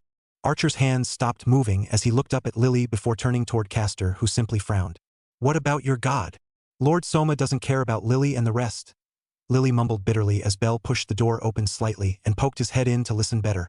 Lord Soma spends all day making wine and only updates the status of those who make enough money for him to make the wine. I see, Castor nodded. Wine made from the hands of a god, even without their divinity, will still be a potent thing. Those fools are probably desperate addicts climbing over each other's corpses for another taste. Is that correct? Yes. Lily nodded. Lily hasn't ever drunk the wine though. Lily just wants enough money to meet Lord Soma to leave the Familia. I can't believe it. Belle muttered as he walked back in the room properly. A Familia is supposed to be one big family. How can anyone, god or adventurers, do something like this? It's not surprising at all, boy, Castor countered. From the start, the gods only ever pay attention to things that interest them. Your goddess is the same. She goes out of her way to take care of you because you belong to her like a little pet rabbit. That's not true, Belle shouted. The goddess, admittedly, is a bit clingy, but she honestly truly cares about all of us. Not just me. She works hard because she wants to provide for us because we're family, and that's what family does for each other. Are you raising your voice at me? Castor asked, but to his surprise, Belle didn't back down and was weakly glaring at him, causing the king to chuckle. Very well, I will allow it as a sign of your growth. But now we reach the crux of the problem. Castor stood up just as Archer finished his treatment of Lily and stepped back. I have no use for someone who follows 2 kings, he said, looking down at Lily with his red eyes that seemed to shine in the dimly lit room. As punishment for your grievance from earlier, you are to remain in our custody until the end of Monsterphilia and face the judgment of the goddess Hestia. She will decide what to do with you. Castor, Belle spoke up again. We can't just not help her. The internal workings of another Familia are not our place to interfere, Castor said, glaring at Belle. Doing so without reason will incur a penalty from the guild. Are you willing to subject your goddess to that for your own selfishness? At the mention of Hestia, Belle turned his head away from Castor, hands clenched into fist and biting his lip hard enough to draw blood. Unless Arde herself gives us a reason to interfere, we cannot do anything, Castor said, turning his eye toward Lily while facing Belle. Understand. Lily blinked in surprise, turning to look at Archer, who met her gaze with a smile. Lily, she began. Lily doesn't deserve everyone's help. Lily doesn't deserve anyone's help. Lily is a bad person. Lily planned on taking more money for herself at the exchange. That's why. Lily doesn't deserve everyone's kindness. Whether you deserve it or not, it is my decision to give it, Castor said as Belle walked around the couch and crouched down in front of Lily, who had stood up in the middle of her self-depreciating rant. Please, Lily, he said, taking her hands into his. I know we only just met today and you have absolutely no reason to trust us, but I don't want to see you, or anyone for that matter, suffer like this. I want to help you. So, please, stop, please. Lily choked out as tears formed in her eyes. Don't make Lily hope. Too bad, Belle said with a smile. Heroes exist to give girls hope after all. What is that nonsense? Lily half screamed, half sobbed at Belle. Master Bell is horrible, pervert, playboy, enemy of all women. As she hurled such abuse at the flabbergasted Belle, Lily buried her face in his chest as Archer just threw his arms out in a shrug and Castor let his head fall to the side in exasperation. Chapter 5. Nectar of the Gods. Are you quite finished? Castor asked once Lily stopped crying. Yes. Lily nodded before bowing. Please, help Lily leave her Familia. Very well. Castor nodded. I accept your request. But, how do we help? Bell asked as he sat down on the bed beside Lily. I mean, would just giving her money be enough to get her out? Castor tapped the side of his forehead for a moment before glancing at Lily again. What exactly is the process in meeting the god Soma? He asked. Yes. The Familia members give money to Captain Xanis Lustra, and he allows them to meet with Lord Soma. I see. That makes the money path useless, Castor said. It would simply disappear while in that mongrel's possession, or at the very least, the amount would change no matter how much you give him or how many times you do so. Should we just assault them then? Archer asked with no hint of seriousness in his voice. Lily, what's the highest level in your Familia? Level 2. Lily replied, suddenly feeling very worried. Between you and me, we can just walk up and request an audience. It is an idea but one low on the list, Castor nodded. We should not bother goddess Hestia with such trivialities such as dealing with the guild. Castor then stood up. I shall dwell on this further, he declared. In the meantime, Arde is not to leave the home. If you have anything important in your previous dwelling, tell them to Archer to retrieve it. Cranel, you are to keep guard tonight and come morning are to go out and gather supplies for the next journey into the dungeon. What are you planning to do? Bell asked as Archer took Lily to the side with a large map of the city. Arde, what is the name of the wine that intoxicates your Familia? Castor asked. Soma wine, Lily replied. The same name as our god. Her eyes then widened. But the wine isn't sold outside the Familia. Only the failures are, and they cost up to 60,000 valis. They are marked with the emblem of the Familia, a wineglass and a crescent moon. Bell let out a choking noise at that amount while Castor raised an eyebrow at him. It is nectar created by the hands of a god, Castor reminded him. If it did not go for that much, it would fall into the hands of every mongrel that wished for it. The Soma Familia would not be a collection of such rabble if it were not so expensive. Ah, you have a point, Bell admitted. I shall go and acquire a sample of this wine to understand the weakness of the Soma Familia. In the meantime, you have your orders. Carry them out. And with that Castor turned and left the room. Once Lily was sure he was far enough away, she turned to Archer. Lily now fully understands what Master Archer was talking about earlier, she said as Archer let out a wry chuckle. Well, he's surprising even me right now, Archer admitted. Now where do you live? And do you have stash houses or something? Archer left once Lily had pointed out her old apartment as well as all her hidden stashes spread throughout the city, leaving her alone with Bell. Hey Master Bell? Bell had been laying on his couch, trying to fall asleep when Lily's voice from Hestia's empty bed. What is it, Lily? Lily is sorry for lying and getting everyone involved. Don't worry about it. I told you right? That's what heroes do. Master Bell keeps saying that, Lily noted. Does Master Bell want to become a hero? Yes, Bell nodded. Before that though, I want to be able to stand beside those two heroes. Those two, Master Archer and Lord Castor, are heroes. Ah! Bell realized what he had done, but for some reason he didn't feel worried. Hey Lily, what level do you think those two are? Lily hasn't ever heard of them before, so Lily didn't think they could be that high level, she admitted. But Lily thinks that Master Archer is at least level 3 and Lord Castor level 5. Nope, Bell smiled under the darkness. Both of them are level 1. Ha! Master Bell, are you making fun of Lily? I'm not, Bell said with a chuckle as he flipped his body on the side to see Lily was sitting up in the bed and looking at him. They joined the Familia only a few days ago. They're both still level 1, and barely have any points in any of their status. How is that possible? Lily asked. Master Archer moved as fast as a high level 3 or maybe a low level 4. There's no way that is possible. Hey Lily, what race do you think those two are? Race? Are they not human? Nope, they're spirits. Spirits? Lily shouted again. There are spirits that actually want to join a Familia? Huh? Did you know a spirit, Lily? Yes. One takes good care of Lily, but they own a little shop out of the way and don't really do anything with adventurers aside from Lily. But, so that's... Lily understands now. I was really surprised myself, Bell admitted. I was about to be killed in the dungeon, but then Archer showed up and saved me. He and Castor say that they are spirits formed from the legends of heroes. Lily both sees and doesn't see. Lily mumbled as she fell back down on the bed. Lily doesn't know much about spirits in the first place, but she never heard of one taking form of a legend. People want to believe in heroes after all, Bell said with another chuckle. Especially adventurers. Lily thinks so too. Right? They're spirits with a contract with me, so they're doing their best to help me too. I want to become someone like them too. Lily thinks that Master Bell will be able to do so. The next morning, they were woken up by Archer returning with several items. Mostly money from Lily's stashes, but also her clothes and various other tools for diving into the dungeon. Lily always wants to be prepared, she explained as they placed the boxes in a corner of the already crowded room. The dungeon is dangerous after all. Can't fault you there. Archer nodded as he went to the kitchen area. I'll whip up some breakfast, then you can do your work while I keep an eye on Lily. All right? Bell nodded as a look of confusion appeared on Lily's face. A hero who does housework? She muttered quietly as she watched Archer throw on a rather tiny apron and turn on the stove. Castor made his way down the stone road of the city. As expected, the wine was an elusive mark. Only so-called failures were put out into the market to be sold after all, and as the maker was a god, lack of divinity or not, their number would still be far and few in between, meaning that whenever one was out on the market, it would be bought out instantly. But the king was patient. He treaded the path before him and came across a store with a serpent coiling around a bottle on its sign, and a sneer broke on his face. Entering the shop, he accepted the greeting from the clerk and made his way through the aisle until he found his prize. With prize in hand, he made to go pay for it properly when a loud scream reached his ears. Turning his head the bare minimum amount, he spotted a rather familiar face, although one he'd only seen once before in passing. "New!" the goddess Loki cried out. "That was the last one.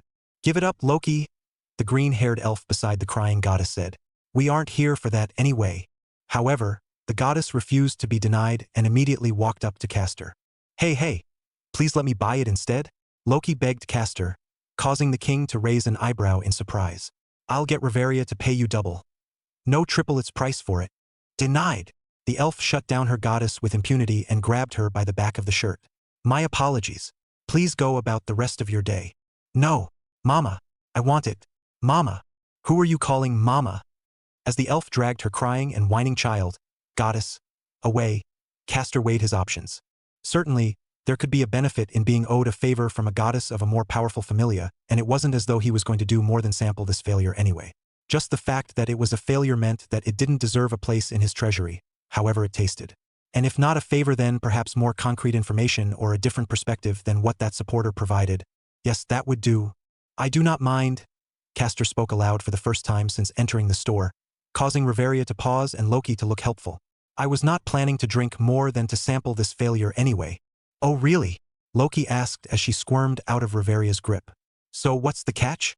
"You purchase it and I will take a portion of it," Castor said. "The rest will be yours." Castor held up a bottle that was much smaller than the jar of Soma he was holding.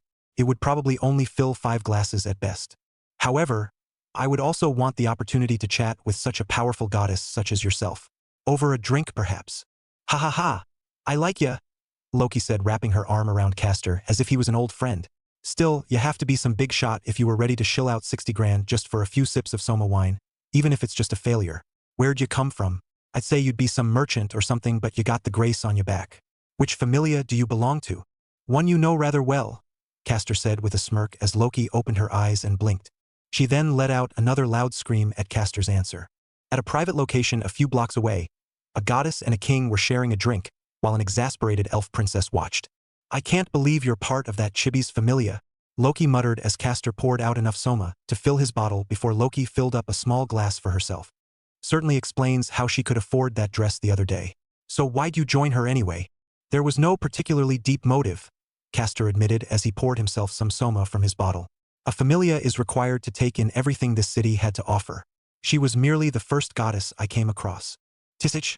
That's Chibi's getting lucky lately," Loki growled as she downed the glass of Soma and her face brightened instantly.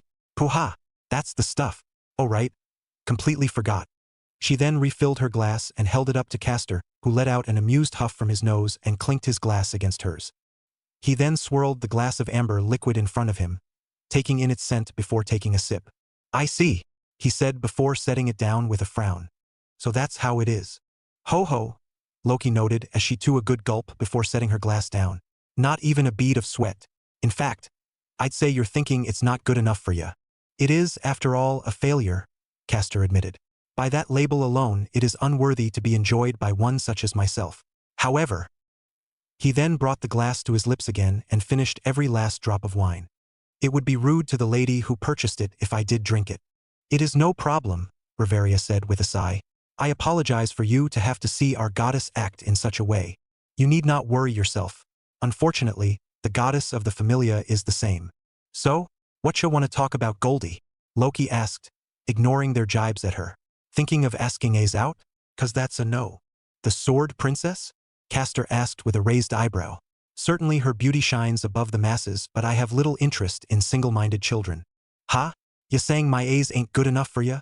Loki, are you trying to turn him away from Ace or push her onto him? Riveria asked with a sigh. Moving on, Castor said as he closed his eyes, slightly regretting his decision to talk to the trickster goddess. Trouble has ran into my path and limped away with broken bones and broken spirits, and I am in need of some information of how to deal with it. Oh? What kind of trouble? Loki asked, curiosity piqued. Castor answered by flicking his finger against the jar, causing its contents to wobble a bit. Ah! Loki nodded in understanding. Got shaken down by a bunch of idiots looking for a rich wallet. Not me, but a retainer that I had paid for their good work, Castor replied. She was caught on the way home and was nearly robbed of her reward when I happened upon them. Ho? A few days old baby level 1 took on some drunkards from Soma Familia? Loki asked, sounding more interested. And you don't even have a scratch on ya from the sounds of it. What's your secret? The secret is as obvious as the difference between a masterly— It can't be helped after all, Loki shrugged. It's not nearly as potent as the real stuff and you got a good proper head on your shoulders. You ain't even seein' the tiniest fraction of what those drunken bums are seein'. This is true, Castor admitted with a frown. Is this line of investigation a dead end then?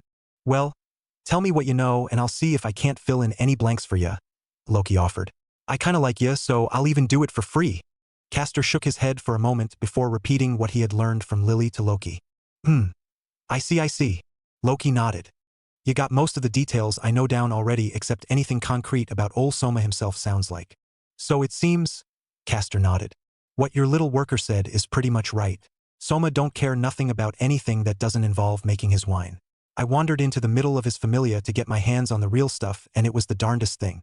Castor shot a glance at Riveria who had buried her head into her hands at the thought of her goddess wandering into the middle of another god's territory and even barging into the Familia home without invitation. There wasn't anyone there to stop me, Loki said. Like no one. Everyone was gone and the only one inside was Ol Soma himself. Thanks to that prize of his, giving a taste of the real Soma to people who bring in enough cash. It ain't like this thing. Loki poked the jar like Castor had done. It takes ya, like it grabs ya by the very soul. None of the Familia members help with the making of the wine. It's all Soma himself. Nothing bad goes in it like drugs or the like. Your mind's still your own but everything else? Right out ta door. Not even any withdrawal symptoms once the stuff wears off. The addiction ain't strong and doesn't last very long either. The big shots in the Familia drink even better stuff than the rest and they're completely functional. The problem is that is that there are too many fools that lose themselves to it? Castor finished for her and Loki nodded. Before the addiction wears off completely. Righto, Loki nodded. It's all that Soma idiot's fault for not bothering to control his Familia properly after all. He's too obsessed with his hobby. There is no problem with that, Castor shrugged as Loki raised an eyebrow. It is in his nature and by extension, the nature of all gods to devote themselves to what they are known for. It would be far more worrisome if he did not, just like it would be worrisome if goddess Hestia did nothing to care for her home or if you did not play the fool to the expense of those around you. Even if the gods have sealed away most of their power to live and walk amongst the mortal races, such things are an integral part of your existence. That is what it means to rule over an aspect as a god. Ha ha ha, I knew I liked ya, Loki said, reaching over the table and thumping Castor on the shoulder. You really get us, don't ya? I have been told that my only talents are appraising humans, gods, and alcohol. Smart one whoever told you that, Loki said before sitting back down. Let me ask you something. You know what happens when a bunch of donkeys have a carrot hung in front of them just always out of reach? They will trample over each other to reach it, Castor answered. And once they are done, they will take the carrots of the weaker ones. You got it? Loki nodded, clapping her hands once. There are only carrots hanging around that Familia of jackasses. Nothing's gonna stop them so long as that keeps going. But say, what happens when there's one donkey that keeps on getting up no matter how many times it's kicked down? A smarter one than the rest of the jackasses? One that's smart enough to draw sympathy from a different master? You think he'll realize how many carrots are left in his garden before it's too late? Castor said nothing as a golden portal shimmered beside him, and he tossed the bottle of Soma wine in it before reaching in and pulling out another bottle. As I suspected, it is worrisome when you decide to no longer play the fool, Castor said as he placed the golden bottle filled with colorless liquid in front of Loki. A god's warning is to be taken seriously. This is my gratitude for that and your time. Accept it. Hey, no need to tell me twice. Loki cheered, throwing her arms up in the air. She then quickly poured herself a glass of the new wine. And no worries, I got a chat with a golden hunk like you, so it's all good. Though I still like my girls more. She brought the cup to her lips and froze, eyes wide open. Her cheeks suddenly expanded as she clasped both hands over her mouth in shock. Loki? Reveria asked in concern and was about to wheel on Castor before Loki held up a hand to stop her before she managed to swallow the wine. Hey!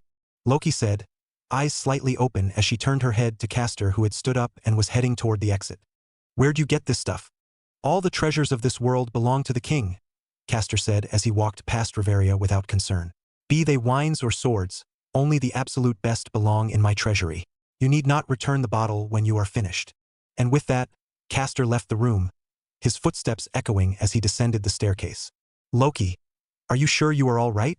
Reveria asked. Yeah. Loki nodded as she poured herself another glass of Castor's wine, but didn't down it like the previous glass but instead swirled it in front of her, taking in its odor. I was just surprised at the quality is all. Almost spat it out, but I sure as heck couldn't waste something like that. If I did, I would have probably tried to lick it off ta ground if you don't stop me. What do you mean? Reveria asked as Loki slowly drained the glass, emptying every last drop. I ain't tasted wine like that in a long time, Loki said with an uncharacteristic smile. Not for a very, very long time. Reveria remained confused as Loki leaned back in her chair and looked out the window just in time to see Castor walking down the street. You picked up a fun one, didn't ya, Hestia? She asked with a laugh. Drink. The moment Castor returned to the church, Bell saw him place a bottle in front of Lily as well as a glass to pour it in. What is it? Lily asked. Soma wine. At that, Lily stiffened and backed away from the bottle as if it was some venomous snake. Well, it's a failure though, Castor shrugged as he gestured toward the wine and looked at Bell. Understanding his captain's order, Bell picked up the bottle and uncorked it. Wow, that smells really nice, Bell commentated as he poured some into the glass on the table. Though I don't know much about wine and the like in the first place since I'm underage. Once he finished pouring, he stepped back, bottle still in hand so that only the glass was on the table for Lily to see. That's an order, Castor said again. Drink. It is but a failure, so if you lose your soul to it like the rest of the rabble in your Familia, we will end our association here. Eh? Bell shouted. But that isn't what you said last night. I thought we were helping Lily. This is helping her, Castor said. However, she must overcome this trial regardless. Soma cares nothing for his Familia except as purse strings for his hobby due to the fact that all who drink it become enslaved to the taste. In order for her words to be heard, Arde must overcome it through her own will. If you cannot even overcome this failure, then your fate is sealed. Lily's face switched from fear to determination as she crawled forward off the bed and sat down at the small table, staring at the innocent-looking glass as if it was the highest mountain in the world she had to climb over. Lily will do it, she said as she grasped the glass with shaking hands. Lily will not waste this chance Lord Castor has given her. Good. Castor nodded as the glass moved closer to Lily's lips before its contents fell down her throat. Near silence reigned in the room as Bell and Archer moved closer in worry, while Castor remained on the couch as Lily's tiny gulps seemed to sound like cannons. Finally, she placed the glass down on the table and shivered, holding onto the edge of the table for support. Lily understands now, she muttered as she stared at the glass. The wine is amazing, and all of them in Lily's Familia drank the real one. Archer raised a brow as he took the bottle from Bell. He looked toward Castor, who inclined his head a bit before Archer poured himself a glass. I see. The bowman nodded. It's so sweet it numbs the tongue a bit, and the aftertaste is invigorating. I'm both surprised and impressed that you haven't fallen unconscious, Lily. Lily can't, she said, breath filled with determination. Lily will not lose to some drink. Good, Castor said again as he nodded with approval before bringing out a golden bottle and filling her empty glass with a clear liquid. Wash out that failure wine from your mouth with this. Lily nodded as she accepted the drink without second thought. When she took a sip, her eyes shot wide open as she looked at the glass with amazement. What is this? She asked happily. It's amazing. She then carefully drank the rest of it without spilling a single drop. It is the finest of the wine in my treasury, Castor said, causing Lily to freeze in place. Drink it with pride and care. TTTTT, this is wasted on Lily, Lily said, shaking even more than when she was drinking the Soma wine, as tears filled her eyes like she felt she had just accepted a luxury far beyond anything her life was worth. Are you questioning the king's judgment? And never, she said quickly. Good. Castor nodded as he pulled out another item from the space behind him and placed it on the table between them. Tell me, are there any mages in your Familia? Mages? Lily repeated. No, Lily has never heard of one. They do carry magic swords like the one that Raccoon used against you the other night, Lord Castor. As expected, they're all mongrels. Castor sighed in disgust. But that works in your favor. Except that ring. Lily nodded as she picked up the ring. It looked like a simple band, but considering who it belonged to, there was no way it was just a mere piece of jewelry. Do not be so worried, Castor said. That thing is merely a parlor trick, not unlike your little disguise magic. Put it on and you shall become invisible to anyone without magic power. A perfect tool for a thief such as yourself, is it not? Why would Lord Castor give a thief like Lily such a thing? Lily asked, not bothering to deny it. Because everyone in this room can see through it, Castor said simply. It is highly unlikely that the gods will be fooled either. As I said, it is a mere parlor trick after all. One that I found amusing at one point in my youth. I have more powerful treasures in my treasury than that, so it is no loss to me and more fit in the hands of a confused child such as yourself. Accept it. Why yes, Lily will treasure it. Lily nodded. If you're giving her that then, Archer began as Castor nodded. It will not do for a promise to go unkept, Castor said. The two of you said you would take her to Monsterphilia and have her show you around. Take the time to yourself until Goddess Hestia returns. Once she returns, she will decide if we are to continue helping her. I see, Bell said as Lily put the ring on her finger and covered it with a glove. This way she can hide from her Familia even if we can't keep helping her. You're amazing, Your Majesty. Telling me what I already know is not praise, boy, Castor said with a laugh. But I will accept it nonetheless. You coming along? Archer asked. As riveting as it would be to herd you around, I have business in the morning to attend to and then I will enjoy the festivities my own way. Castor shrugged before a sneer appeared on his face. Unless you are all helpless without your king to guide you? As if, Archer scoffed. I'll get dinner started then. Anything you want to eat, Lily? Lily would not say no to those stuffed cabbages again, Lily said happily. Oh, by the way, Lily, Bell began as Archer nodded and started rummaging through the pantry. If a no, when you get released from your Familia, what are you going to do? Are you going to find a different Familia or are you going to live as a regular citizen? Lily hasn't thought that far, Lily admitted. Well, if you aren't sure, I'd love it if you joined our Familia, Bell said with a smile. I mean, we only have this tiny basement room now, but we have enough money for a bigger home once we find a place. Though if you don't want anything to do with adventurers and the dungeon after this, I'd totally understand, but if we can still keep in contact after it'd make me happy. Lily stared at Bell while Castor chuckled quietly as the boy ran his mouth. Lily will think about it carefully, she replied. Oh, okay. Take your time, Bell said, looking slightly disappointed that she didn't say yes immediately but remained hopeful all the same. We'll be waiting with open arms all the same. Thank you, Master Bell, Lily said with a toothy smile.